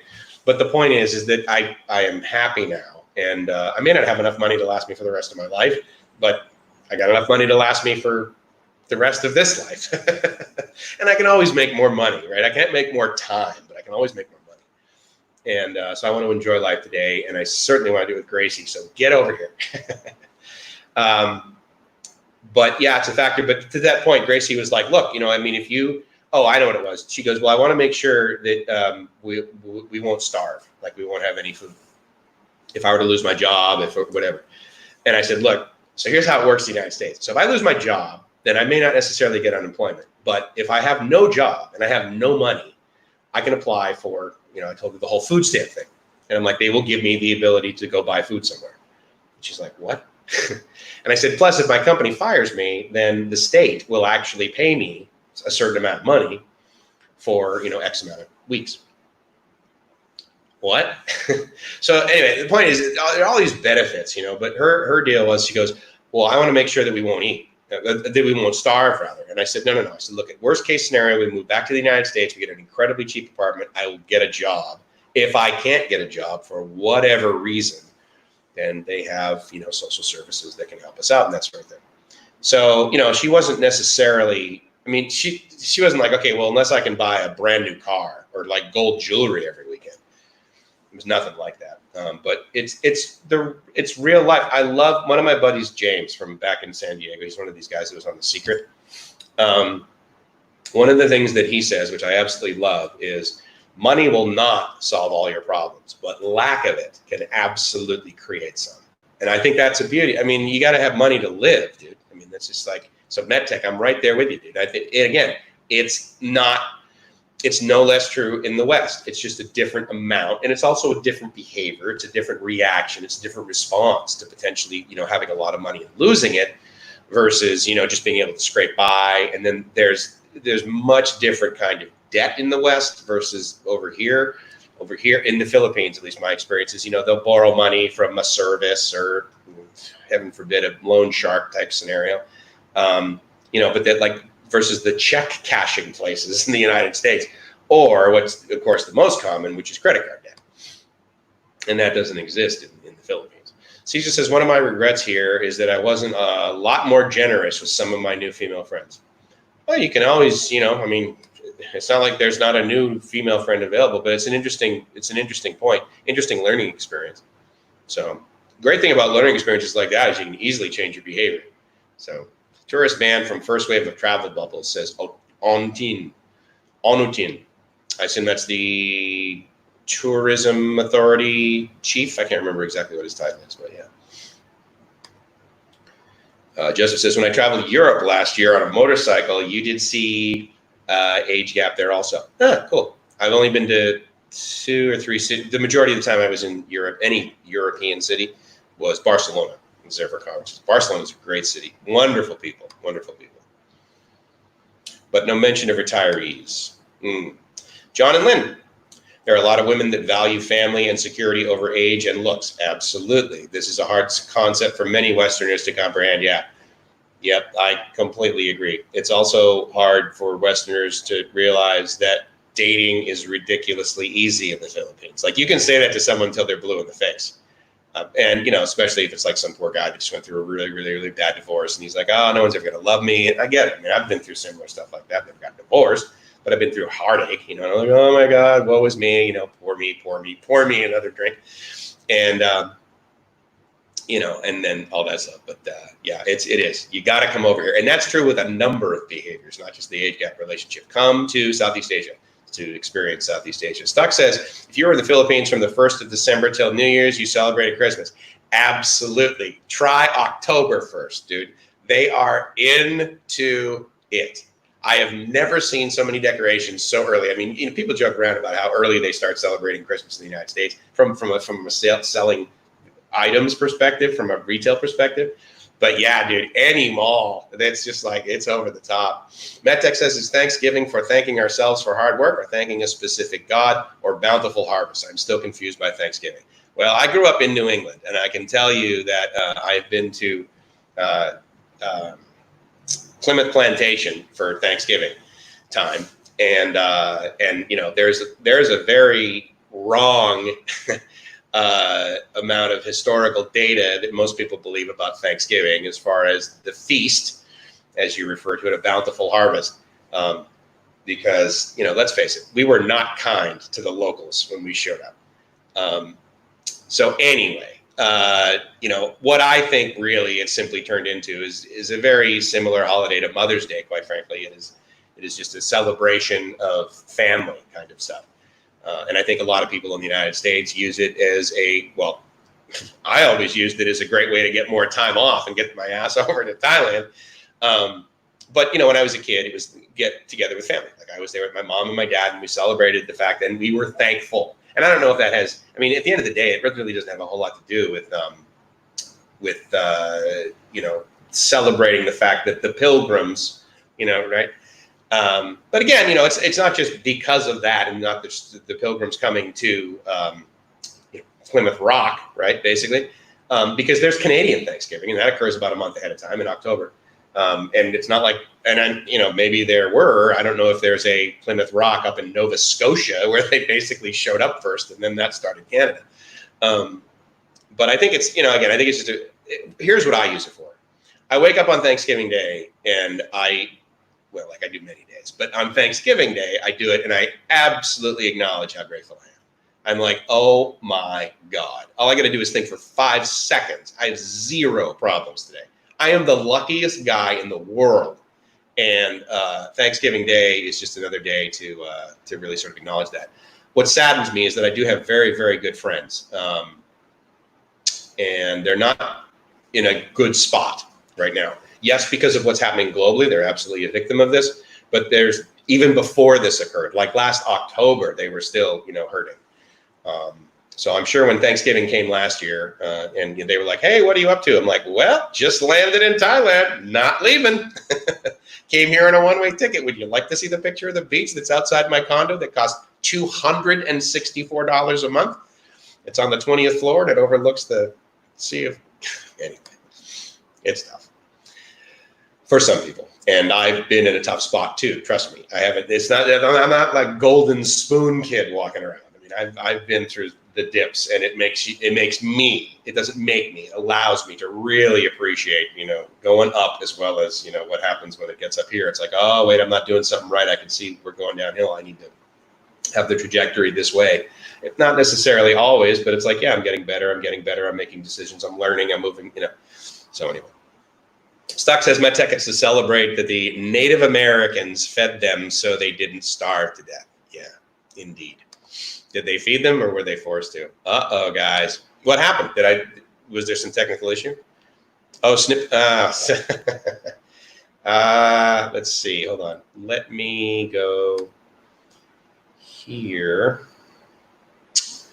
Bum, bum, bum, bum, bum, bum, bum, ba-dum, ba-da-ba-da-ba-ba. I'll get to that in a second once I'm able to click on it. I had a t-shirt that had a bunch of pilgrims in a line being served by natives, and it said Americans First Welfare Line. Yeah, I know. There's a lot of imperfection in history. Hopefully we learn from it. 41 thumbs up. Oh my God. And 31 of you watching, you guys, thank you so much. I really, really appreciate it. All right, let's see what this new snip board is. Oh, hey, this looks like this could be promising. I just saw a little bit of a whoops. Wrong button, dude. Oh, I gotta get a Diet Coke. Gotta get a Diet Coke. Is it this one? Hold on. Let me get rid of the old one so I click on the right one. Ba-da-ba-da-ba-ba. Alrighty. Look at this technology. How amazing is that? Dude, nice work. Okay, let's bring this up a little bit here. Will it shrink? If I shrink the browser, will it go down? LMAO, Cool Kids Table. Live my ass off. Dude, that's so cool. I got to tell you, and thank you, dude. I really appreciate it. I'm honored that you guys are actually spending more than 5 seconds on this. This is just, I'm totally honored by this. This is great. My concern, though, is the LMAO. I look at that, and the first thing that I think to myself is laugh my ass off. So I don't know if that's good or bad, but it's really cool, dude. Thank you very much. I really appreciate that. That's pretty cool. I wish I could do layers on this thing that I could keep in the background. But no, again, they all do something okay, but they don't do everything okay. Going to go for the 3rd to the 6th to Pratrap. Hold on. Because if I don't put this in my calendar, literally right now, I will completely forget. So I'm going to do that. And that's what occurs in Google Calendar, because Google Calendar basically dictates what I do in my life. If it's in my calendar, it exists. And if it exists, it happens. But if it doesn't, if it's not written down, it doesn't exist. And all right, so let's see. So that's basically, 2 weeks from now? Okay, so 3rd through the 6th. Come on, Google. I'm like, dude, really? It's difficult for you to do this? It's difficult to render something in a Chrome browser. That's all of a sudden difficult. Come on. PKK. All right, man. That's great. I'm totally stoked.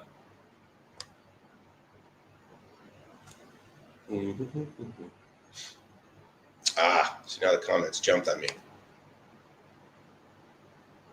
And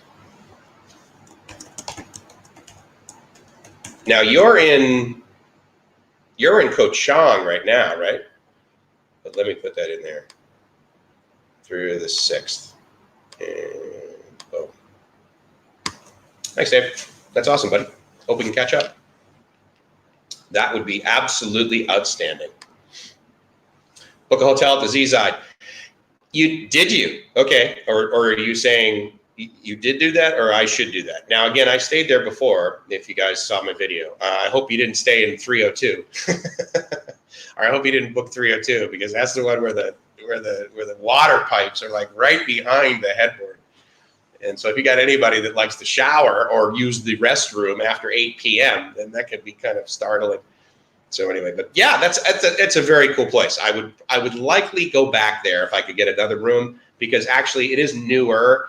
Although down the street at the beach place, I can't remember wherever I said, it's right down the street basically on Google Maps. The second place that I stayed, God, the customer service was so great. The lady was so nice. So, but anyway, good. That's awesome, buddy. So your employment niche is filled here with all Thai, no overseas experts. I met a jet tech that worked maintenance and was a foreigner. No, I mean, I don't fill all the positions with Thais. But again, I'm not really filling any positions right now. All the investors decided to buy groceries and masks several months ago. And so they're less interested in being angel investors with the possibility of losing everything. But anyway, Chuck Page and Joe and gets in about 4 other people are going to celebrate their 4th of July. Cool, man. That's great. That's awesome. Flash news. If you want to meet educated friends, Bangkok pool parties are great. CM Society lectures are tops. Good to know, man. That's awesome. Very cool. Yeah, you're into those pool parties. You mentioned that before, I think. I don't know. You go like one a week, maybe, like on the weekends or something. Dave says, sorry about all the mistakes, but I'm talking into my phone and sometimes it just posts it by itself before I can make changes because I can't type worth of anything. All good, dude. No worries. Thank you for explaining the Thanksgiving, Mike and Stuck. Oh, okay. Yeah, so you're just not familiar. Yeah. MedTech, mine was more of a joke. Yeah. Well, I mean, mine was cynical, I guess. I'm sorry about that because that's not really like me, right? But, there's the reality of it. And I can tell you that I know most people, the way that they celebrate Christmas is not because, that's more accurate, right, Joseph? It's Thanksgiving, football, cold beer, getting together with family, not working, right? Most people get the day off, as well as like that. Many people also get the next day, the Friday off. I don't know a whole lot of people that celebrate Christmas because they're celebrating the birth of Jesus, or whether they're celebrating, some massive, Catholic related type thing. I've also heard, I don't know if this is true or not, but the real day, apparently, that Jesus was born is like December 12th or something, if you go back there. And again, I'm not going to get into a religious discussion, trust me, because I don't know anything about it, and I don't really care to have a debate that involves people not getting along, right? I mean, if people are going to debate about something, it's like, yeah, but let's make it better, okay? So anyway. I don't think a whole lot of holidays take on the same flavor that they used to, certainly for me as a kid. And I also think they're incredibly retail oriented in the United States. That is my experience. And so that was another reason. Oh, what happened? Did I just go away? Did I just flicker on you guys? Sorry, I flickered here. Not sure if that happened elsewhere too. Well, it's been real. It's been nice, but I got to run and see what Rob is doing. Cool. Is he doing a live stream? That's awesome. Awesome, Kelly. Be well, man. Thanks a lot for coming by.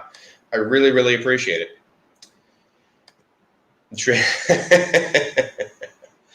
Why can't we all just get along? Hey, Paul, what's going on, man? Good to see you. Yeah, Coach Chong, bummer. Have to leave Sunday. Yeah, I got to get down there, man. That sounds totally awesome. I'm psyched for Samui, though. I don't know how I'm going to get down to Koh Chang. I guess I'll do bus, probably, to get down there. But, man, that picture you said of the front yard or whatever, the back with your own jacuzzi there, too, that's just, yeah, I booked the seaside. All right, cool. Xmas is all a USA thing. I don't know. I think Christmas is It's pretty global. Frozen for a moment in time. That's frustrating. 10:35, that came in. Oh, hey, look at, whoa, how you doing? I am caught up on comments. OMG, brah. That is amazeballs. Let me do something here. If I have the skills, what I want to be able to do is, you know what I want to do? I want to see if I can play, because actually, if the music doesn't come through on this one, it's not going to completely ruin it. So I'm going to use this as a test. It's about a 2.5-minute break, and you're going to need to read it because it is a video that is put out by Side Trip Life, and really all I'm doing is just I'm just playing someone else's video that's on YouTube. Now I added an email address to it, so it would be a lot easier for you guys. And simply all it is him saying, hey, so I got this beta test of some stuff coming up that I think is going to be a really good idea. So if you guys want to be a part of it, let me know. And so if I do this, then I can hear music. Let me just make sure this is coming through. It should come through. And if it's not, I don't know why not. So hold on. Be a lot easier for you guys. And simply all it is him saying, hey, so I got this beta test of some stuff coming up that I think is going to be a really good idea. So if you guys want to be a part of it, let me know. And so if I do this, then I can hear music. Let me just make sure this is coming through. It should come through. And if it's not, I don't know why not. So bummer. No music. Yeah, I'm not quite sure why. I am ridiculously disappointed with StreamYard right now. I do not know why when I play something from inside of the browser, the audio doesn't come through, because I have the audio set to the same source, and that's USB play where I want the audio to come from. So that's a real bummer. Lao girls apparently don't kiss the husband. Why only? Interesting. Thank you so much for the stream. Jimmy Fallon is on. Until next time. Right on, man. That's a good priority. I dig that. Jimmy's a good guy. That's really cool. So yeah, so I don't know why that audio doesn't come through. That's very bizarre. When I'm doing a screen share. Let me see one more thing, because I mean, again, we're all learning, right? Yeah, it's gonna be pretty much the same. It's gonna be pretty much the same audio if I do it that way. Hold on.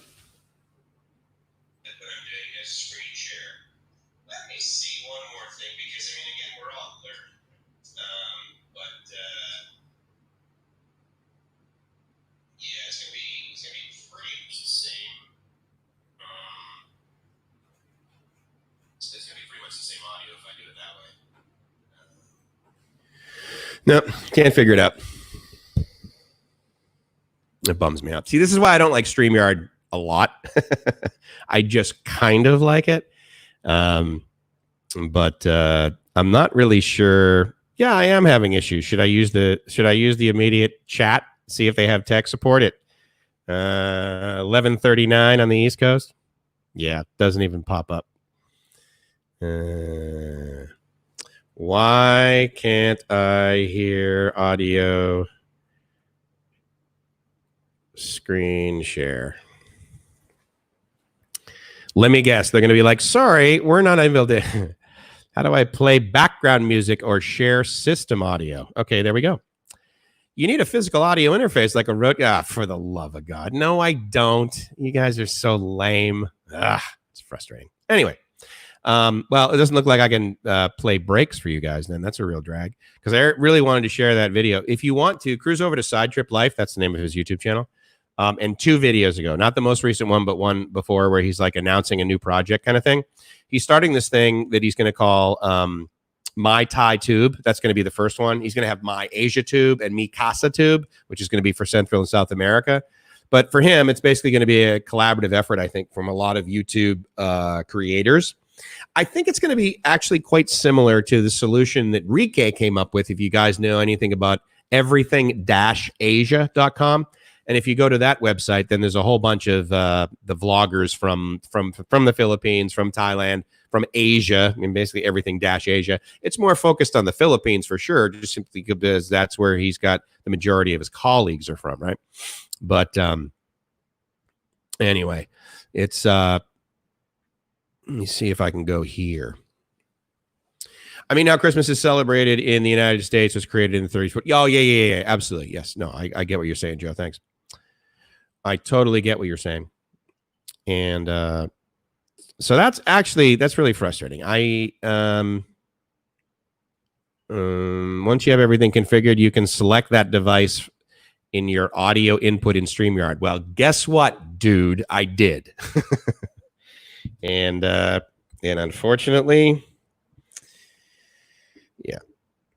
Because if I do it there, it just goes to the headphones.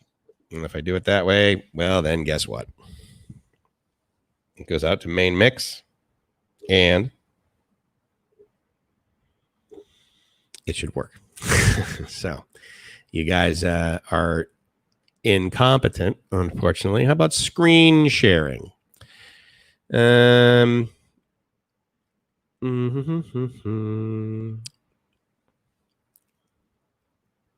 Note, to share audio from your screen, you must click the share audio button. Stand by. Let me see if that exists. I am absolutely OMG, guys. Can you believe it? They hide this thing. Okay, I'm not going to blame them. I'm not going to blame them for my incompetence. How's that? All right, let's see if I can actually do this correctly. Oh, no, that's the wrong one. Sorry. Let me share the other dude. Chrome tab. And share audio. All right. Let's see if this works. Because if it does, then that means you're going to be able to check out this guy's new. Outstanding. Okay, look at this. And this will allow me a 3-minute break. And then at that time, it will allow me to go get a Diet Coke. And I may even 3 minutes. I think I might be able to set up Pigeon Cam in 3 minutes. So anyway, I'm going to be back really, really soon, guys. And thank you so much in advance for hanging out in the break. Let me just make sure that there is going to be audio. And we will go in 3, 2, 1.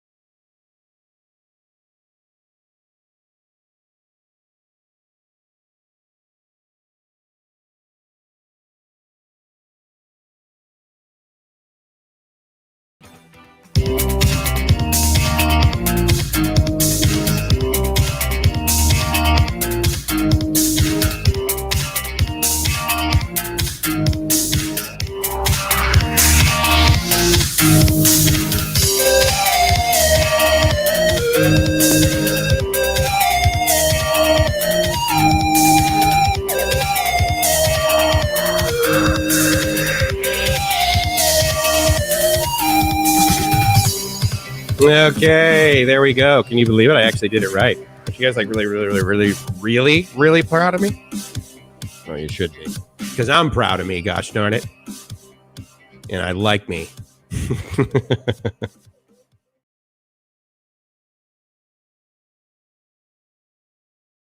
What I wanted to do is show you guys that because I'm a big fan of Side Trip Life. A couple reasons. One, yeah, isn't that like it? And so there you go. As far as imaging goes, right?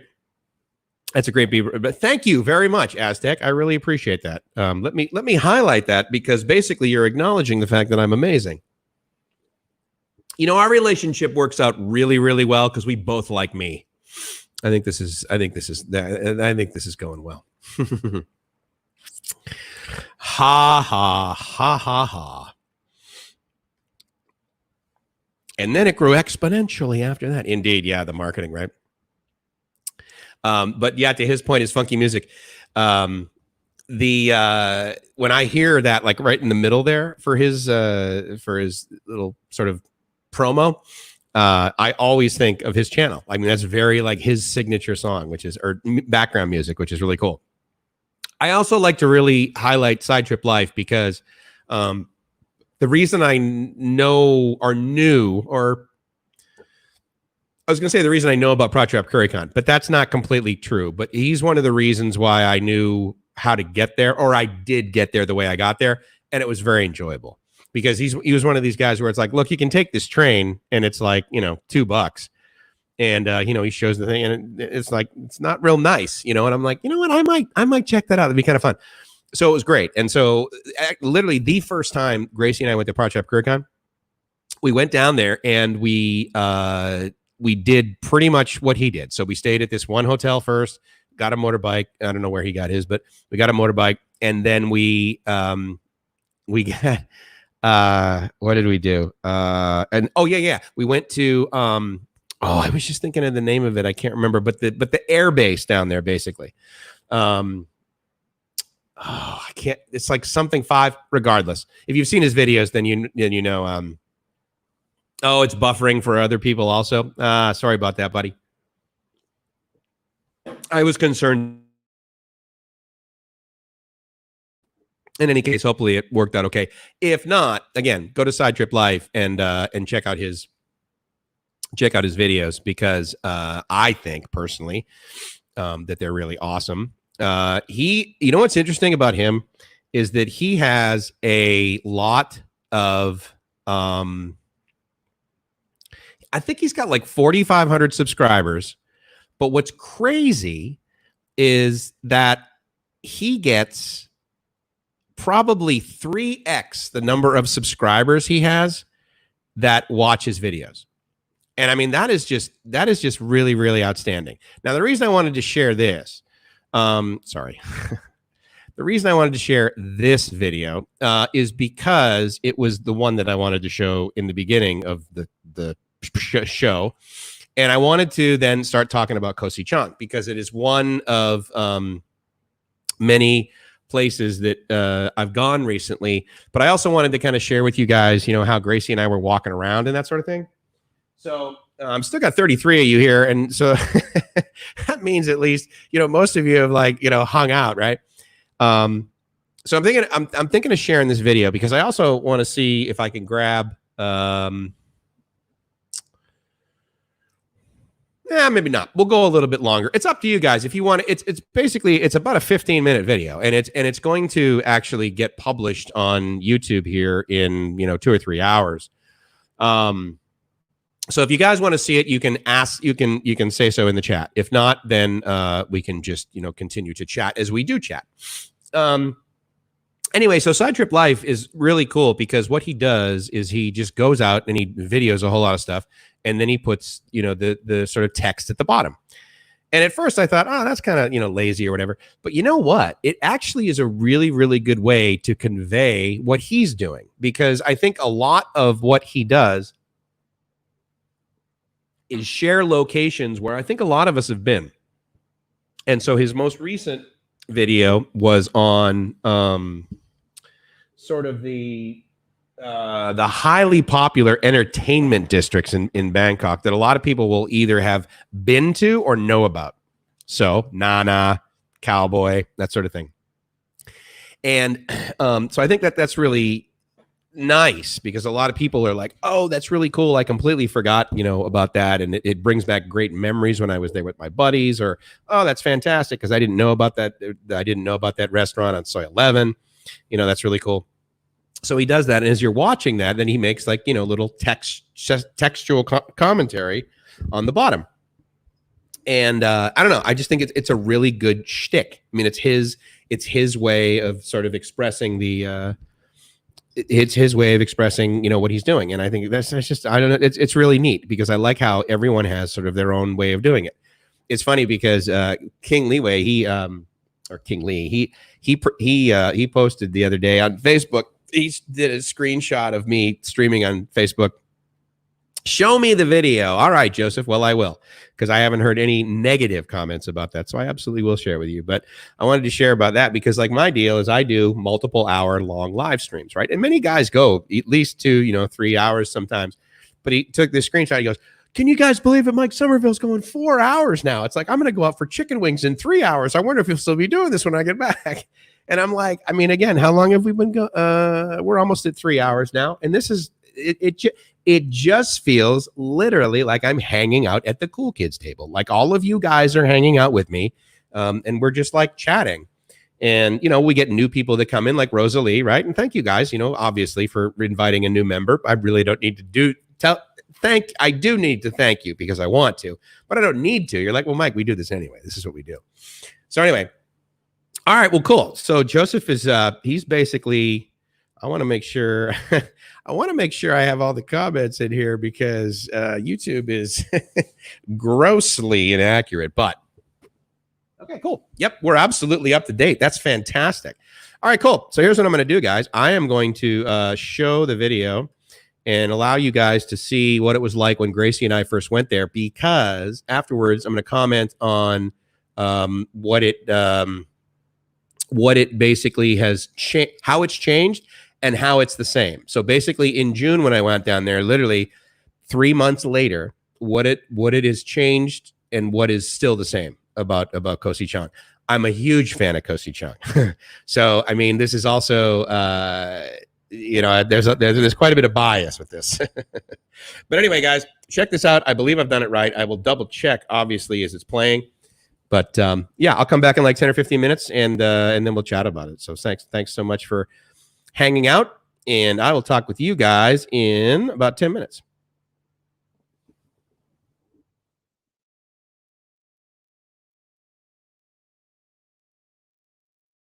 Here comes the train, the BTS SkyTrain. We're on our way to Ekamai. From Ekamai, we're catching the bus down to Sriracha. And then from Sriracha, we're going to catch a ferry across over to Koh Sichang. We're on our way to another island. So from the Ekamai bus station, next step on the journey, for 120 baht each, is taking this van down to Sriracha. Air-conditioned van, so it's very nice. I lucked out. I got the seat by the door, which basically means I have leg room. With any luck, we'll be actually leaving right now. So that sounds good. I'm thinking less than 2 hours to get down there. So the next part of the journey is taking the tuk-tuk basically over to the pier. So this guy for 80 baht, 40 baht per person is taking us over to the pier, which is Koh Loi, which is essentially like an island, but it's basically a pier.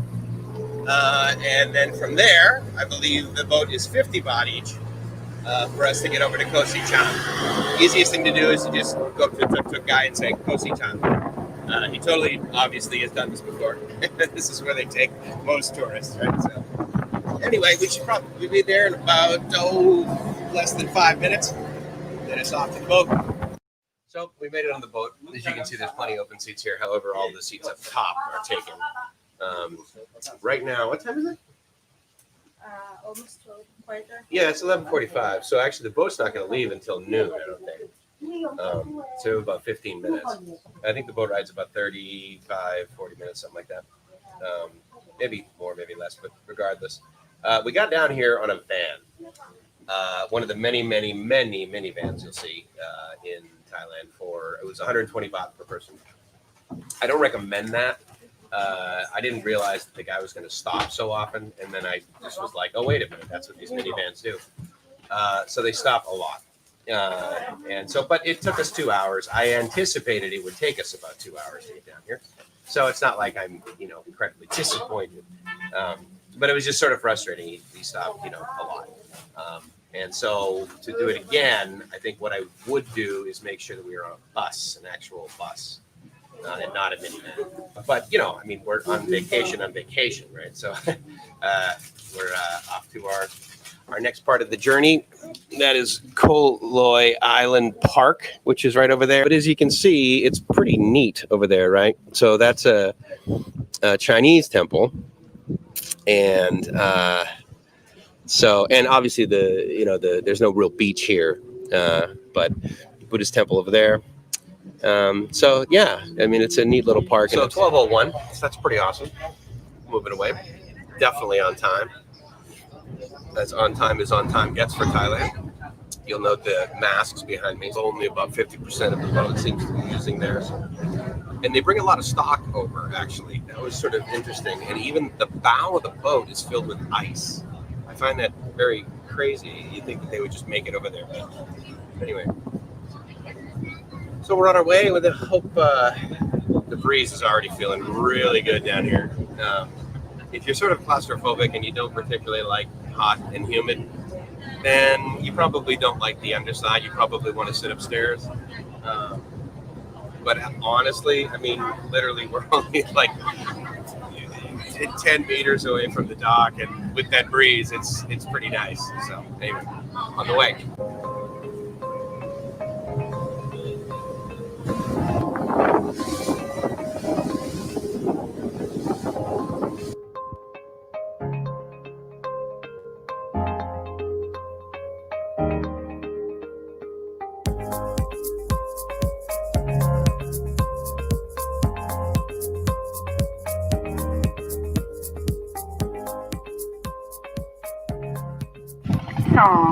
มีอาการไอรู้สึกเจ็บคอ 3 น้ำมูกไหล 4 หายใจเหนื่อยหอบโปรดสังเกตเที่ยวเทศบาลตำบลเกาะสีชัง So I was 34.8. What were you?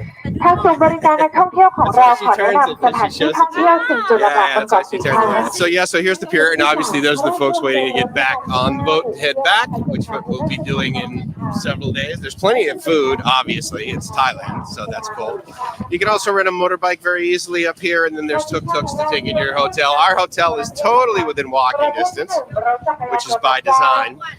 If you're curious what that Thai is, it's basically what they're saying is when you come on, they're going to spray your hands with alcohol, so make sure you use the alcohol. And then we're going to take your temperature. So they did that, so that was cool. ให้ลงถังและไม่ทิ้งขยะลงทะเลเพื่อช่วยให้เกาะสีชังของเราสะอาดสวยงามและน่าท่องเที่ยวต่อไปขอบคุณค่ะ So if you have luggage or whatever, very easy to just get on a little tuk-tuk like that, like we did before, or you can easily rent a motorbike, and the motorbikes here are in excellent condition, so we'll probably do that later today. But the good news is that we're right in walking distance. It's probably going to take us about 6 or 7 minutes, and we'll be there. So that will be cool. And then of course there's Sung Tao's. I'm not quite sure on the cost. Gracie's still back there, good. But yeah, there's plenty to do. So that's what's really sort of nice. But what's also nice is there's not, as you can see, there's a lot of vacancies in this transportation. Then if you saw as we walked up, there's also tons and tons of empty motorbikes. Now it's Sunday, so people are still here and they're still like cruising around. One of my huge favorite things that I love to see. Just fantastic. So anyway, off we go here up to our bungalows. Put my hat on. Thanks, Gracie. If you've ever been to, a small island, but I was going to say, if you've ever been to Martha's Vineyard, this is exactly what it feels like. To be fair, so does Catalina Island off of Long Beach, Los Angeles, basically. You get off the pier and there's like sort of a little town, right, that just sort of starts up. So that's kind of what it feels like.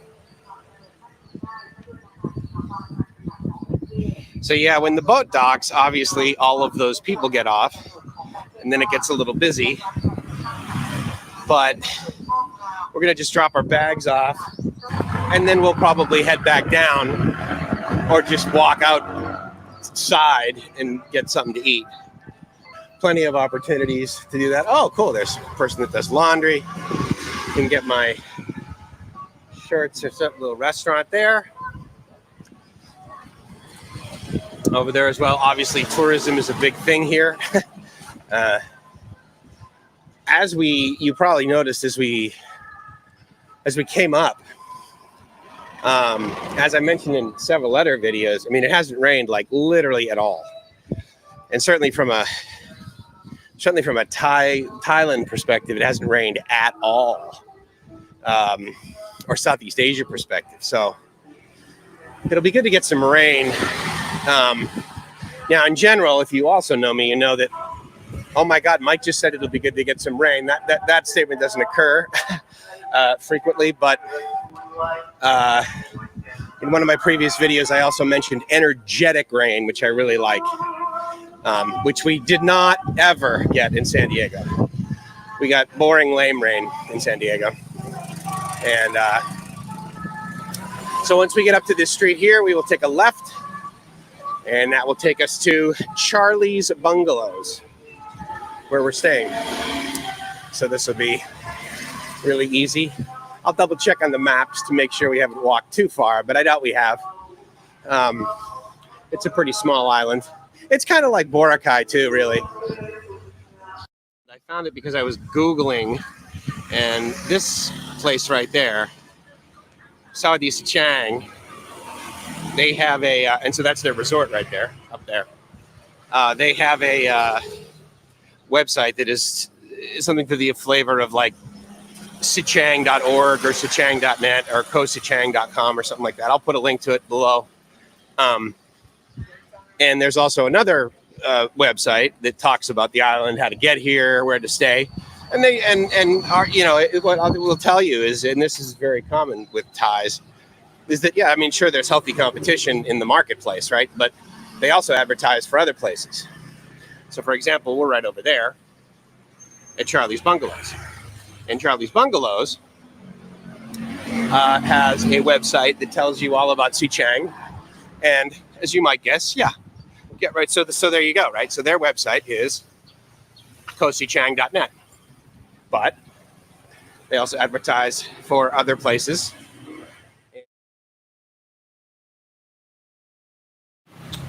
So this is our little place, number 11. By the way, if you're coming here, I would agree with the statement on the website that number 8, number 9, number 10, or number 11 could potentially be the winners. Sliding glass door in the front, one of those deals where you put the key in.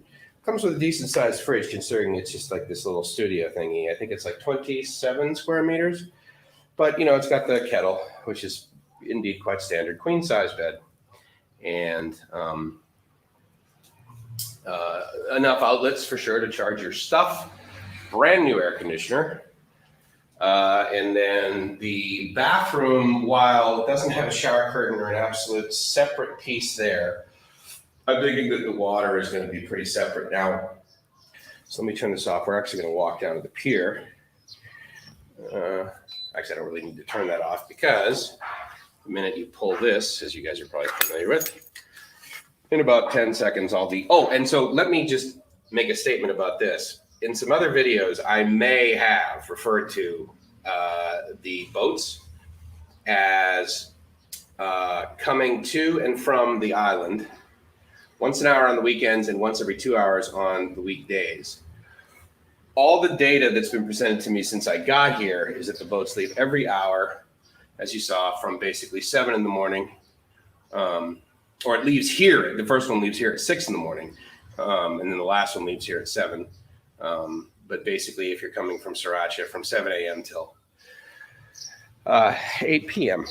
So that's kind of cool. But what's interesting, it is really humid here. I mean, it's that whole like humid where you would be like, oh yeah, I'm on a tropical island humid. All right, so.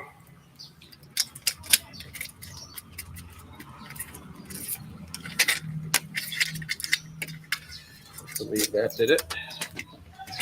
Yep. So as is quite standard in the Thai world, take your shoes off before you go in. Put them on, which is another reason why I bought these slip-on sneakers. These were kind of referred to as, they were referred to initially, I think, for a while as snocks, meaning they were basically sneakers and socks. So I will say it's not that far off the road, and you can hear the the exhaust. But once you get up here, this is really neat, huh? I'm hoping that we can hang out there and not get attacked by mosquitoes. So anyway, okay, so I'm charging my phone, but I did want to do this. This is some of the best food I've literally ever had. These vegetables are so incredibly fresh. This has got to be the top 4 squid pieces I've ever had in my life. Because, I mean, it's not rubbery, it's not chewy, it's very, very good. It's very, very fresh. Gracie's food is a little bit too spicy, right? Or no? Is it good? I can handle it. You can handle it. That's good. And then we got some rice. This place is called Pinoy, and as you can see, it's very nice. And it's right up the street from Charlie's Bungalows, which is just down there about 100 meters on the left. And so that's where we came from. We're also going to try that restaurant over there because it was recommended that they have good som tam or papaya salad, which we really like. So, yeah. So anyway, just wanted to check in for our first lunch. And it's Mike's and Gracie from livemyassoff.com saying, if you're not living the dream, then you are not eating lunch in Koh Sichang. Ciao.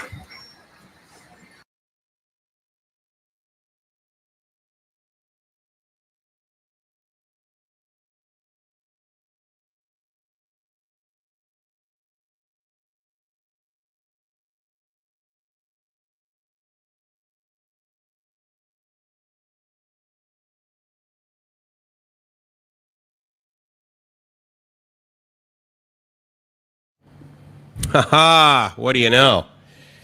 It actually worked. That's pretty cool. So this is, I was able to set it up, which I'm pretty stoked about. Got pigeon cam going. You can see a little bit of a human pigeon walking down there. What do you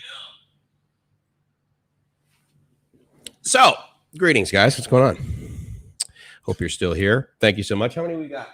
Oh, we still got 22 of you guys hanging out at the Cool Kids table. Outstanding. That's fantastic. I wish I could do layers. I wish I could do like 2 cameras. I wish I could do like 1 camera so I could have this in the background. And Joseph says, good video, looks nice. And then hell yes, absolutely. Stoked, Joseph. Thank you so much, man. I really appreciate it. That's really, really good. I'm glad that worked out. I'm glad I figured that out. And I really appreciate I really appreciate you guys hanging here, which is why we do it, right? Look at that day, though. I mean, how nice is that? That is just fantastic. Plus, you know what's great? If you guys have been to Thailand, you know this all day long.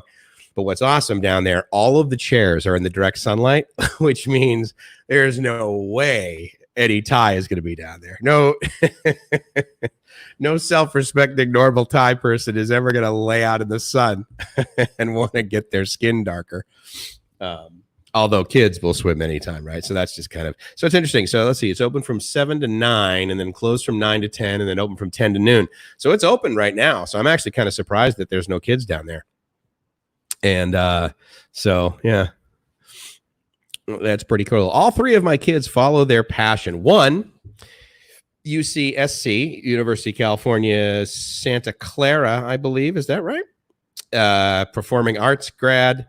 One anthropology major, one built computer at 11. Nice. Now DJ and Appleton Pro. Dude, all can solve any IT problem dad has. Silicon Valley kids. Good for you, dude. That's really cool. Well, it's Dave cool, for God's sake. Let's face it, right? It's not just cool. It's Dave cool. Let me guess. Like, you say that, right? Do your kids say that? They're like, Dad, this isn't just cool. This is Dave cool. Brian says, go down and put a 20 baht note under a lounge chair. We can do odds on how soon someone sees and picks it up. Oh, you mean just like put it on the ground and let it sit there? Well, probably, I don't know about you guys. I mean, if it's 20 baht, they'll probably just be like, someone lost 20 baht. I bet you if I put 1,000 baht down there, I bet there's a higher likelihood that someone will like actually bring it to the juristic office, or they'll bring it to like the front desk and be like, oh, I think someone lost 1,000 baht down here. I mean, it's a pretty tight. I mean, honestly, because I what's interesting? If I found 1,000 baht down there, I would totally bring it in. I'd be like, oh, I think someone like left 1,000 baht down there. I mean, it's just kind of like, it's kind of like the cool kids table, right? I mean, you're hanging out at the cool kids table. People come in, you guys immediately say hi to them. And if someone says something kind of stupid, you're like, yeah, most of you just seem to ignore them, which I think is kind of funny. But yeah, it's really, it's the environment, man. I mean, I would totally do that. Now I'm trying to think, like if I found $100 and I'm at a pool, like let's say I'm at not a Marriott. Let's say I'm at a condo complex. And I found $100 bill in the United States. And I think maybe this is probably because of what Thailand has done to me, has done to my behavior. Santa Cruz, right? And, I think if I found $100 bill at a pool in like at a condo complex, I'd probably find like the front office and be like, hey, I think someone, lost $100, because I mean, now if I'm in the middle of a park and I find it, okay, I'm just going to put it in my pocket, be like, someone dropped this, and they're not going to come back for it kind of thing. But yeah, 20 baht. That's interesting. That would be more of an interesting sort of social experiment in human behavior, wouldn't it? Caesar says, how did the IT kid get so proficient at such a young age reading YouTube? I mean, I can tell you, how old was I? Well, the IBM PC came out in 1980, so I was 12 years old, and I was programming in BASIC on my dad's IBM PC that he bought. Before he bought that, I was, I don't know if I was programming in BASIC, but I was using a DEC, a Digital Equipment Corporation teletype that was hooked to an acoustic coupler that I was all excited that we were at 300 baud with. And I'm sure plenty of guys in this thing, So I don't know. And, there certainly was there was computer club. We had computer club in elementary school, and we would use a teletype, and we would write programs, and, like line number 10, line number 20, line number, and you would write like go to, 4 next loops and stuff. So I don't know. I mean, it's not, and dude, let's again, around environment, Caesar. I mean, where Dave lives, that is literally where every single thing that we're using right now was invented. Sans the cables. Well, no, USB protocol was probably designed there too. But the cameras, obviously, they're made in China. But, as far as YouTube goes and this Chromebook, I mean, all of that was designed in Silicon Valley. So yeah, you're inundated with it. I know, and every time I would go up to San Jose, man, I would like get off into the airport, and it just felt like there was an energy, there was a buzz there. I don't feel that way so much anymore going to SFO. And then especially like when I'm downtown San Francisco, and by that I mean like Market Street and 4th and all that. Oh my God, there's so many homeless people. It's just ridiculous, especially on Market Street, where literally there's a homeless guy sitting on the sidewalk begging for money, and the street and the shop right in front of him is selling purses for $5,000. It's just, it's just really, really proud Papa. Absolutely. And Rockman, good to see you, man. I know that you came by when we were looking at the video. So hello from Atlanta. And UC Santa Cruz. Nice. Yes. They do it and then call the cops and news to have pics taken of them returning it. That's true, wouldn't they? They would like totally take a selfie. They are all about that. I mean, I thought maybe I was bad, or maybe me and Gracie were bad, but it's just like, she takes a picture of her food too. I kind of do that too. Well, I do it now when she's not here. And I send her a picture. I'm like, hey, this is what I'm having for dinner tonight. Because of course, my default setting is to not eat. If I could not eat, sleep, or go to the bathroom for the rest of my life, that would be amazing. I would be able to get so much done. I would be so much happier. Gracie is very encouraged when I eat. She likes to know that I'm eating dinner, and I'm honored by that. But it's yeah. So I guess I take food selfies. What is it? There's this one Thai vlogger. I think she's called like Thai Time or something. I can't remember. I don't want to get her channel wrong, but she's a great lady. And she does her videos in English, and her Thai accent is not really thick, but she has, she does this thing where she says, yeah, the camera eats first. She always takes a picture of her food. We definitely have the cool kids table. Absolutely, dude. That's totally cool. That must be what your dining room table is called, right, Dan? For a C note, I'll hold it there for a while and look for someone desperately looking and assume it's them. 15 minutes tops, and then I'm gone. And then Brian and I are going to the Pat Pong Museum, right? Joseph, my kids both of them are cops / 2 of my girls are MS. I assume that means Master of Science. One's still in school to be a doctor. Dude, you're just living the dream. Where to go, Joseph? That's fantastic. Rackman says, my first computer was an IBM 1620 at high school. It had arithmetic instructions. Sorry. Yeah, I'm trying to think of the ones that we used in high school. When I was in high school, well, we started using the Apple. So we started using the Apple II. But I know that we had like terminals before that, and we had like, a mainframe, if you will. But I can't remember what it was, the version. I did a lot of work with DEC, right? So, I mean, again, I'm in Boston, so it was kind of like, but yeah, the PDP 1134 and the VAXs. Once the VAX came out, I mean, it was like, wow, this company is just amazing. But yep, back to the good old days, and I prefer the good new days. There's I mean, considering the cost of stuff today, and how much cheaper it is to do so much more. The learning curve can be kind of steep, but again, it's just like anything else. Once you learn it, you're really good at it. Like I couldn't replace a transmission in the car to save my life, but I'm sure there are maybe guys on here that can do that, or have done that, or have other skills like that. Like Joseph's kids, one of them's going to be a doctor. I haven't the foggiest idea how to do anything other than so this stethoscope, I think I know what ends go in my ears, but other than that, it's like Dave says, same son was making money repairing broken cell phone screens for friends before parents found out in middle school.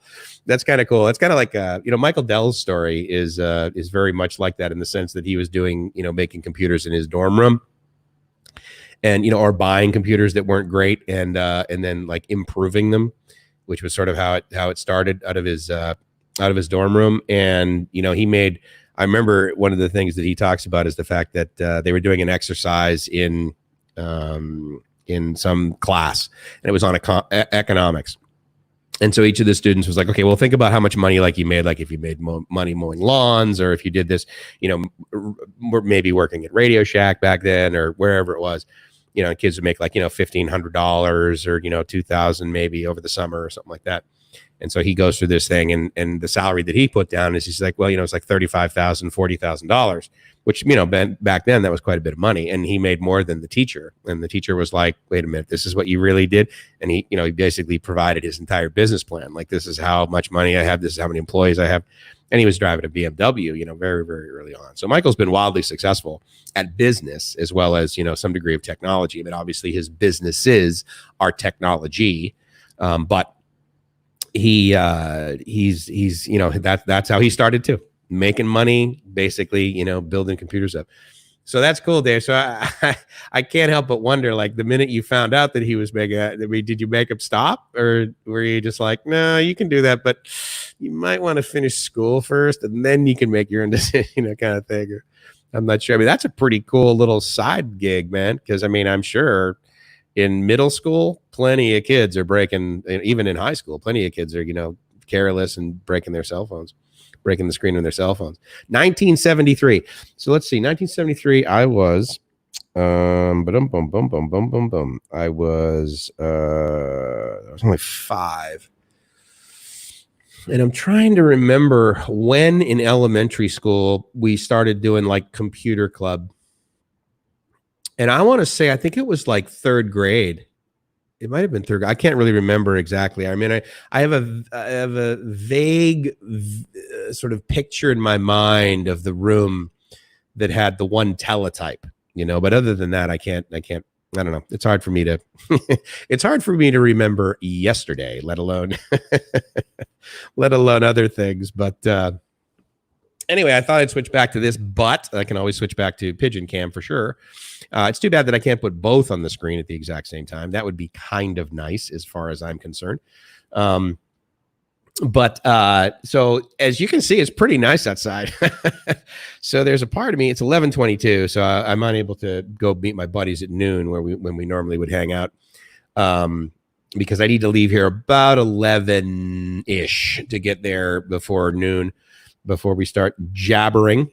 But that might be cool. I might do that later afterwards. I might go over and just hang out. I kind of want to go. Because the other thing too is it's warm, but it's not like disgusting, super hot and humid Thailand.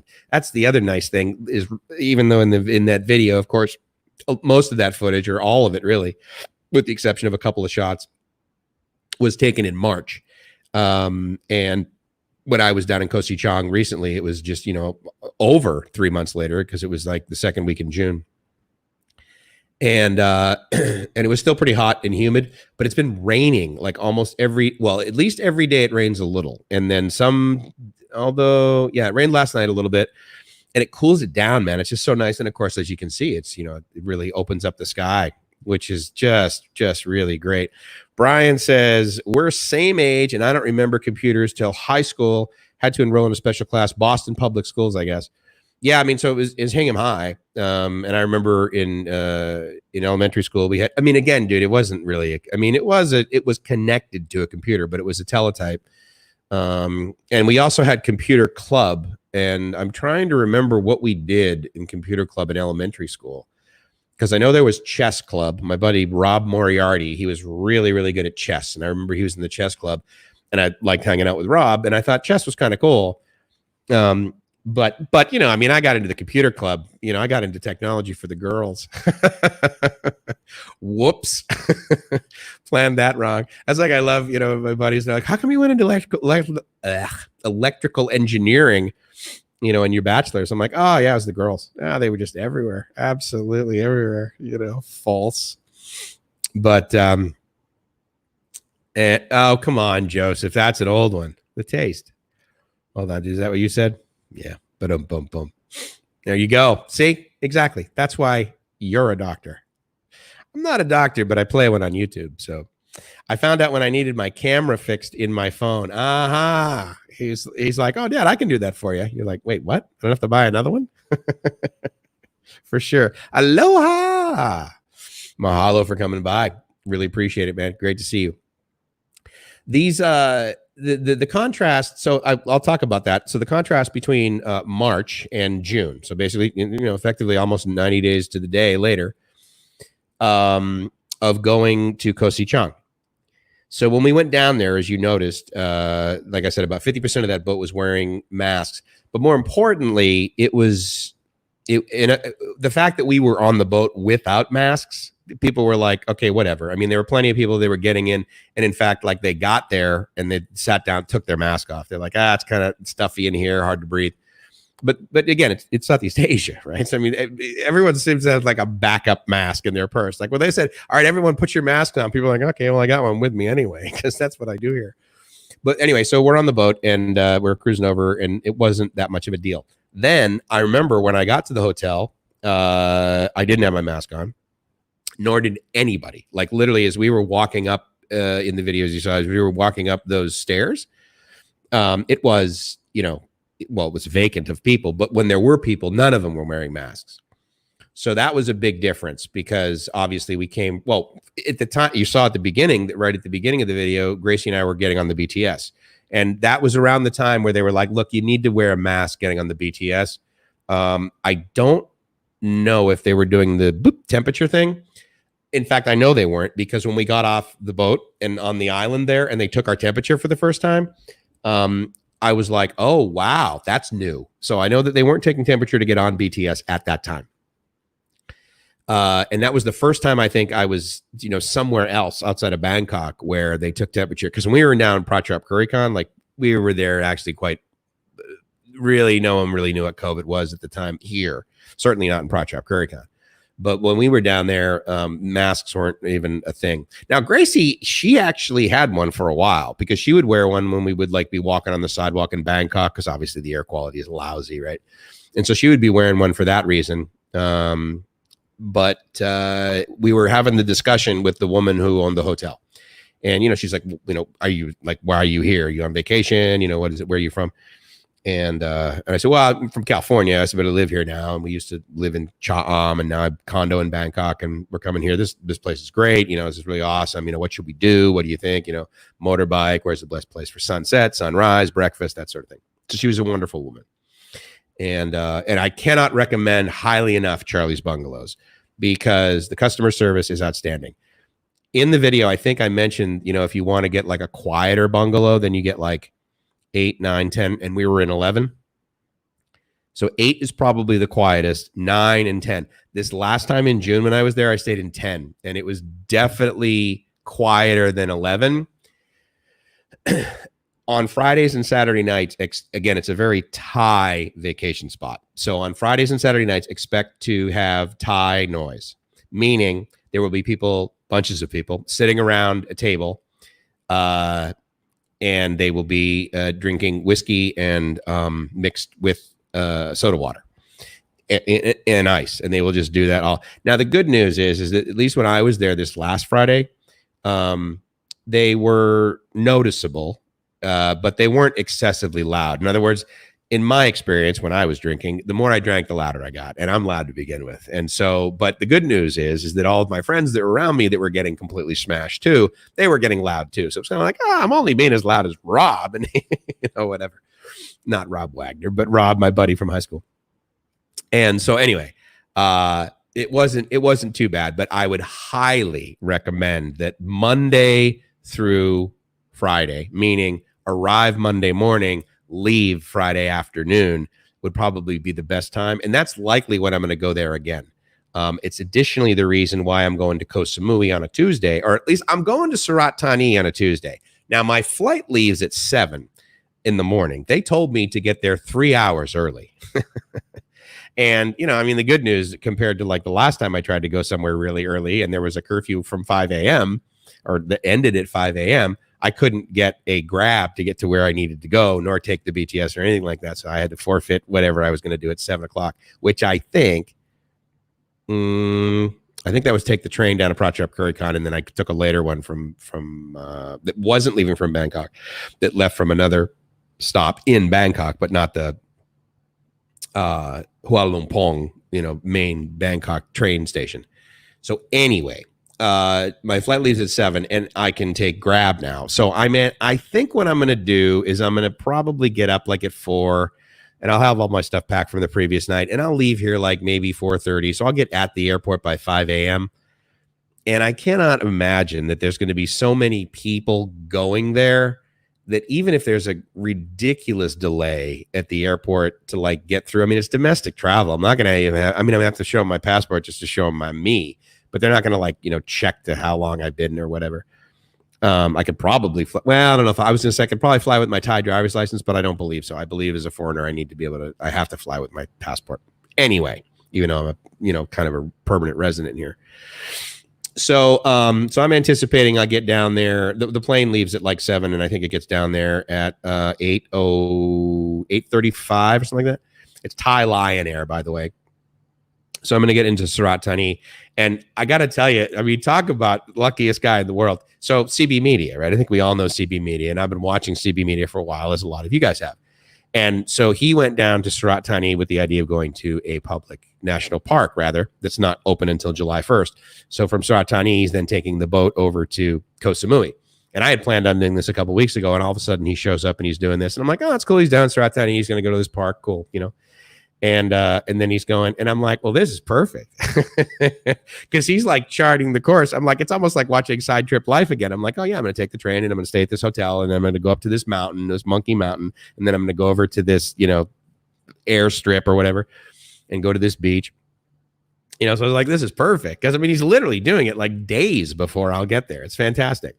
So what I think I'm going to be able to do is from the airport, I'm going to be able to take, I think it was like 100 baht. I'll have to like just rewatch his videos, but I'll take the bus from the airport, I think all the way to the end, the last stop where it stops at the night market, which I double check is every single night. So even though I'm getting there on a Tuesday, you know, so midday.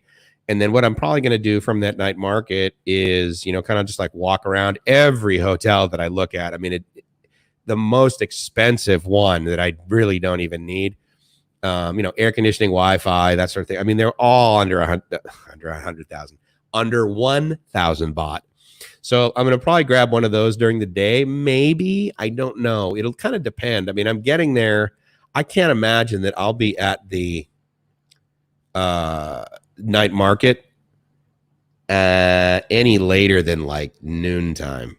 And so if that's the case, then I may just be like, all right, well, it's only about another hour and a half or so, you know, to get me over to Samui. So I may end up in Samui, you know, then, and then when, and, you know, I'm, and if you've watched any of his recent videos, I mean, he's cruising around, it is empty. So, and even like even the beach that I said I will never go to because of all the videos I've watched on it, Chow Wang, I believe it's called. It's like the super busy part, and anyone who you know lives in Koh Samui, no one really goes there. It's kind of like, you know, people don't necessarily live on Patong Beach. That's where all the tourists go. So anyway, what I'm going to do is probably head over to Samui, and if not the first day, then of course the second day, because while Surat Thani is probably kind of cool and I could cruise around, I'm a beach guy, and that's why I leave Bangkok. I can always come back and live in an area where I can't see beach from where I live, but I like to go to where I can do that. So I'll probably end up doing that. And then what I was going to do is I was just going to literally just walk off the boat, and there's like a couple of hotels there. I was just going to kind of like walk around, check out a couple of hotels. I mean, there are places there because tourism is so, these places are normally 7,000 and 8,000 baht a night, and they're like 1,100, 1,200. And you've got like a pool, like right outside. I mean, you have your own individual pool, like every single place has a pool. And, you know, I don't know whether I need that, but it'd be kind of cool, you know? And I mean, it would be infinitely better if I could do it with Gracie. But nonetheless, you know, this is what I can do now. And so I may do that, although I don't know, because it's kind of like, yeah, that's great. And I'd use it, and I'm sure it's nice. And I'm sure the pillows are incredibly puffy, and the down comforter, which of course you don't need in Southern California. I'm sure in Southern California, in Southern Thailand, I'm sure it's really puffy, but you know, I don't necessarily need it. So, and I was going to do that, and then just simply rent a motorbike as long as it was like a really, really good condition one. And, you know, in his video, he's renting a motorbike from a place that he's also rented from before. But it's 200 baht a day. That's like really cheap. I don't think I've ever paid 200 baht a day for a motorbike. I'm used to paying 250 on Koh Sichang, or about 300, depending upon where I am. So anyway, I think that what I'll do is I'll probably stay there one night, but I think I'm definitely going to rent a motorbike there because that way I can cruise around the island the whole time I'm there or whatever. And then what I want to be able to do is drive the motorbike back, drop it off, and then just walk to the boat. That worked out really well in Koh Sichang. And I've done that in other places too. You know, I don't necessarily get a hotel there, but I'm anticipating staying in like 2 or 3 different hotels. I'm definitely going to go to the beach. I wish I could. Here, I can just go to his channel and find out. But the point is that I can go to the busiest beach ever, and it won't be busy, and so that'll be kind of nice.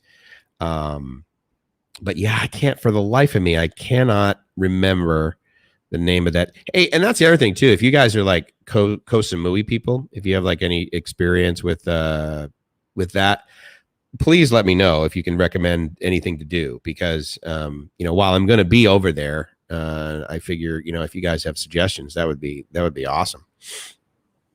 Rackman says the LA Unified School District had 1 elementary school and 32 TTY connections to an HP timeshare. Several junior high schools in Watts with HP timeshare computers. Yeah. I mean, that's all the cloud used to be, right? I mean, they just call it the cloud now, but effectively it's just, you know, the next iteration of timeshare, especially, you know, in many of the public clouds where they all charge, you know, per minute. For example, I mean, right now I'm streaming through a Linux server that I have in AWS running in their Singapore region. And that allows for the restreaming of this to various other platforms.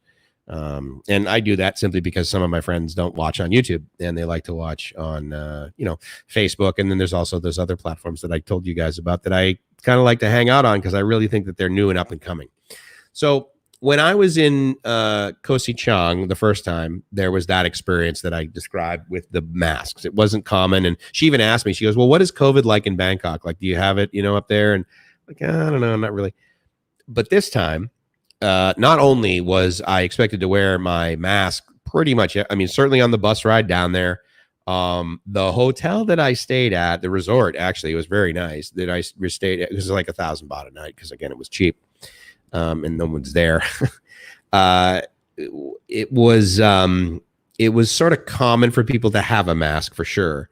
But I mean, even the woman that was, you know, I met the owner of it, or one of the owners, I think her and her sister, or her and her cousin, or something like that, or own it, a portion of it. As I was leaving, checking out, she didn't have a mask on at all. And it wasn't even like one of those very common Thai behaviors where you have a mask on, but it's basically underneath your chin. So you're like, you know, you can pull it up if you have to, but and that's acceptable social norm. If I walk around and do that, then they're like, okay. But I mean, if I forget, I would assume if I forget and I just walk around without one, I'll get, you know, nasty looks, because I do sometimes get nasty looks when it's just around my chin.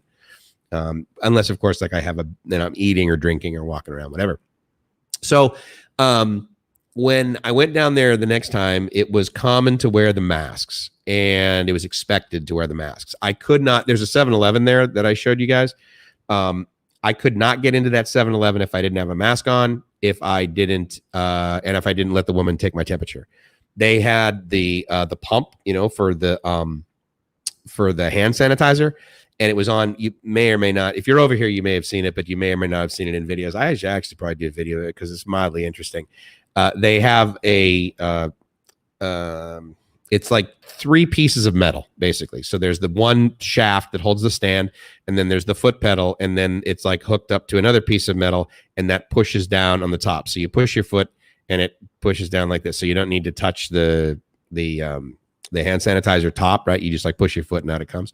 So they have that there.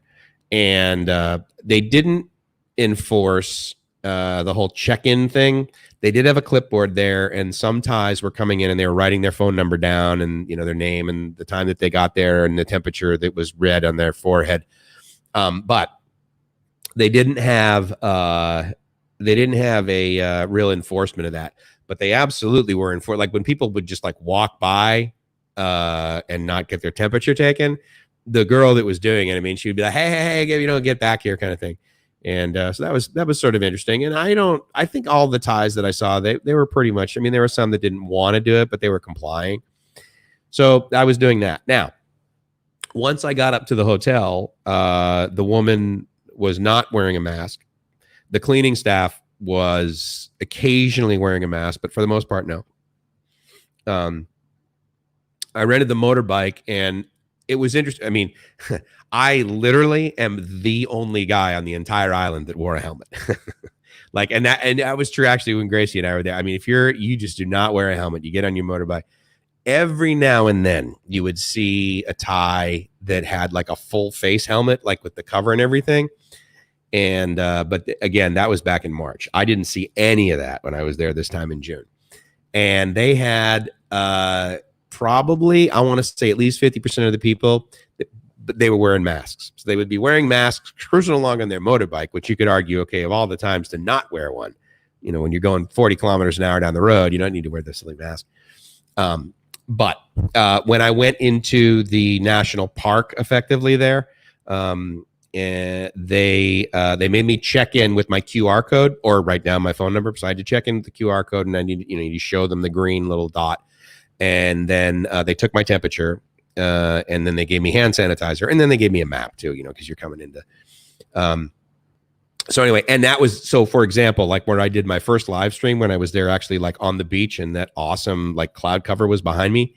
To get in there, I had to do that. And then when I left, they had me check out, and I needed to wear a mask going in. Now, once I got in the park and I was walking around, again, about 50% of the people were actually wearing, maybe 60% were wearing their masks as they were walking around. I would put mine on, but honestly, there were a number of times where I just forgot. I just completely forgot to put it on. I was like, oh, and then I would see someone coming the other way. I was, oh, okay, and I would, you know, put it back on. So that was a little bit of the change. Now, the other thing too is the fact that, yeah, so this whole COVID thing is happening, and obviously it's June, which is like basically low season to begin with. But once Friday showed up, it started getting busy again. It wasn't as busy as when Gracie and I were there in March, but it was getting busy. And Saturday, big time. I asked the woman, I said, so Friday, Saturday, Sunday, busy? She said, oh no, the busiest is Saturday.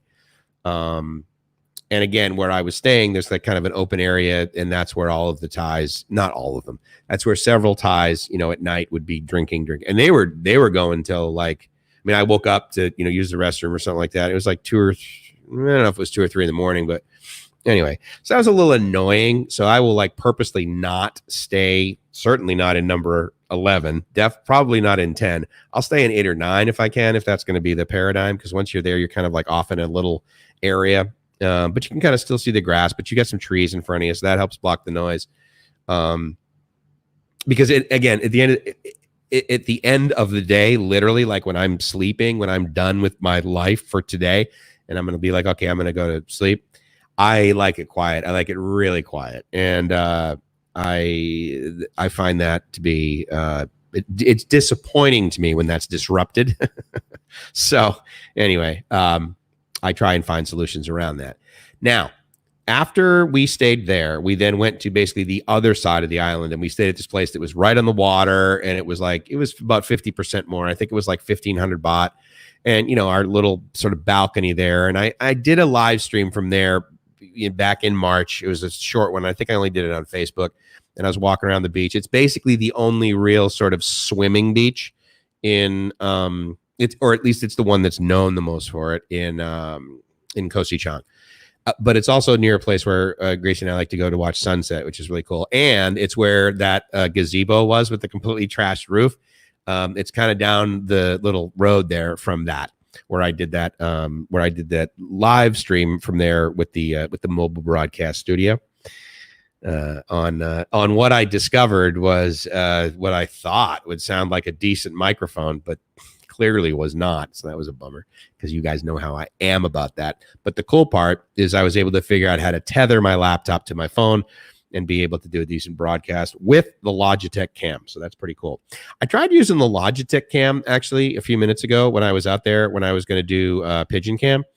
And it just wasn't giving me a decent picture, which is kind of a drag. So the point is that what I've discovered about the Logitech cam is it's a decent webcam, and it does your face really well, and it gives me a much tighter pattern of visibility on my face than this laptop camera, you know, that's like embedded in the screen. But as you can see here from Pigeon Cam, I mean, that's a pretty wide angle. And again, that's one of the reasons why I don't just chuck that SJ 4000 is it's like, well, that looks pretty good.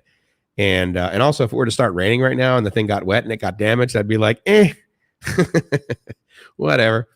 But it's I like that one. That gives a lot better picture for like outdoors like that. Because I mean, again, at the end of the day, they refer to it as an action cam, right? So Caesar says, I heard of a law where I can pay a premium. You don't have to wear a helmet. Hawaii, maybe?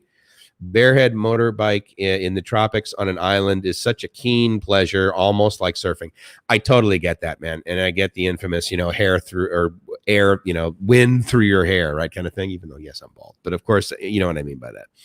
So I get that. But I mean, I think that the opportunity for accident is so high with a motorbike, especially in a very, high, like in Hawaii, places in Hawaii, where there's other people. Because I mean, the default setting of most people that rent cars, or certainly that drive cars rather, is they don't see you. Like you are completely invisible if you're on a motorcycle, and it's to really no fault of their own other than the fact that they're lazy and they don't, pay attention to what's around them, or they're on their phone, or they're changing the radio, or they're drinking a latte or whatever. And so I'm really cautious, especially in the U.S., about driving, even if it's not like a law. But I don't know if there's the whole, okay, well, you wear a helmet in, this state or whatever. I'm pretty sure that Florida has a no helmet, there's no helmet law there, but there might be, I don't know. I know that there are some states absolutely that don't have that. I think maybe Arizona. I don't know. I can't remember. If Daniel was on, he could share that with us. But anyway, that's, I was the only guy. I was the only guy wearing a helmet when I was over there, and I was okay with it. I mean, I'm the token farang. I'm the tourist guy or whatever. But man, one of the best meals I had was some pad thai with fresh mussels that I had made from this lady who easily was 80 years old, but she was great. And she made this, and it was 20 baht for a serving. The first night I just got like one, and I thought, I'll try it. I'll see if it's any good. If I don't like it, then I'll go somewhere else. But I brought it home and I was like, this is really good. But I wasn't super hungry, which was great. And thank you for that. I appreciate that. Thanks, Joseph. Yeah, no helmet law in Florida. And the experience was so great that I went back the next night and I got two of them, right? So again, 40 bahts, like $1.30. And I took it out to where Gracie and I would normally watch sunset, and I just hung out on these rocks, and the water was about from where you're sitting on the rocks, the water's about 30 feet below you, maybe. And it's, the waves are crashing up against the rocks and everything. I'm like, dude, you got to be kidding me. I mean, it's like $1.50, right, for the food for this experience. And I'm like, man, I have paid over $300 to have an experience with food this good, this close to the water at sunset on rocks. And I'm like, man, I mean, I get it. There's more of an experience. And of course there's a server, and there's a table, but I mean, and it's been, expensive, and the table's been made out of like bamboo or something, I'm like, no, I'm digging this, this kind of naturally made, it was just awesome. It was one of the best experiences of my life. Really wish I could have shared it with Gracie. The good news is that she and I had already been there. We just hadn't done the dinner thing. So I'm psyched to cruise back there and have her go there with me. Anticipate the worst, then you are safe. Good. Yeah, that's a good one, man. I completely agree with that. That's pretty cool. We got 19 of you guys still watching. That's pretty awesome. How many likes we got? Hold on. Oh, look at that. Actually, that number. Oh, no. YouTube tells me there's 22 watching and 42 thumbs up. Thank you, guys. I really appreciate that. That's outstanding. What I could do, actually, is I could play another video for you guys because, of course, I figured it out because I'm so freaking brilliant. I have to check on the bring audio. Nice, Mike. I was thinking about doing that because I want to get up and get another thing to drink. But as I look up, we are now at almost 4 hours, 3 hours and 53 minutes. And so what I'm going to do, guys, is I am going to call it. I'm going to say thank you very much. I want to thank the two super chat guys, big time. Thank you very much. I believe $10 was today. That was great. But you need to wear one always. Yeah. 43, big fella. 43. Thank you very much, Brian. Appreciate the extra thumbs, buddy. That's great. I'm stoked that you guys hang out with me. That's really cool. And when you get over here, Brian, when you get over here, I'm going to actually probably wait to go to Chiang Mai until you get back here because there's so many other places I can go. I'm like, screw it. Brian's coming back eventually. I'll just wait till he gets back here. So I'll be doing that. But anyway, thank you very much to the Super Chat guys. And thank you to everybody that came by. I really appreciate the people that came by for the first time. Those that continue to come back. Thank you guys for always welcoming people to the Cool Kids table and making it the Cool Kids table. And with that, yeah, wait, I absolutely will. Sounds good, man. Aztec, you're great, man. Thank you so much for stopping by. I really appreciate you guys, being the core team. And with that, it's Mike's from livemyassoff.com saying, I hope you guys are living the dream, because if you're not living the dream, then you potentially don't have a pigeon cam that you can set up within about a 14-minute video that you did from footage of 3 months ago. Have a good day, you guys. Many thanks to you, Caesar, and gotta love Thailand. Dave, you're great, man. Hope you guys are living the dream. Talk to you soon, and ciao.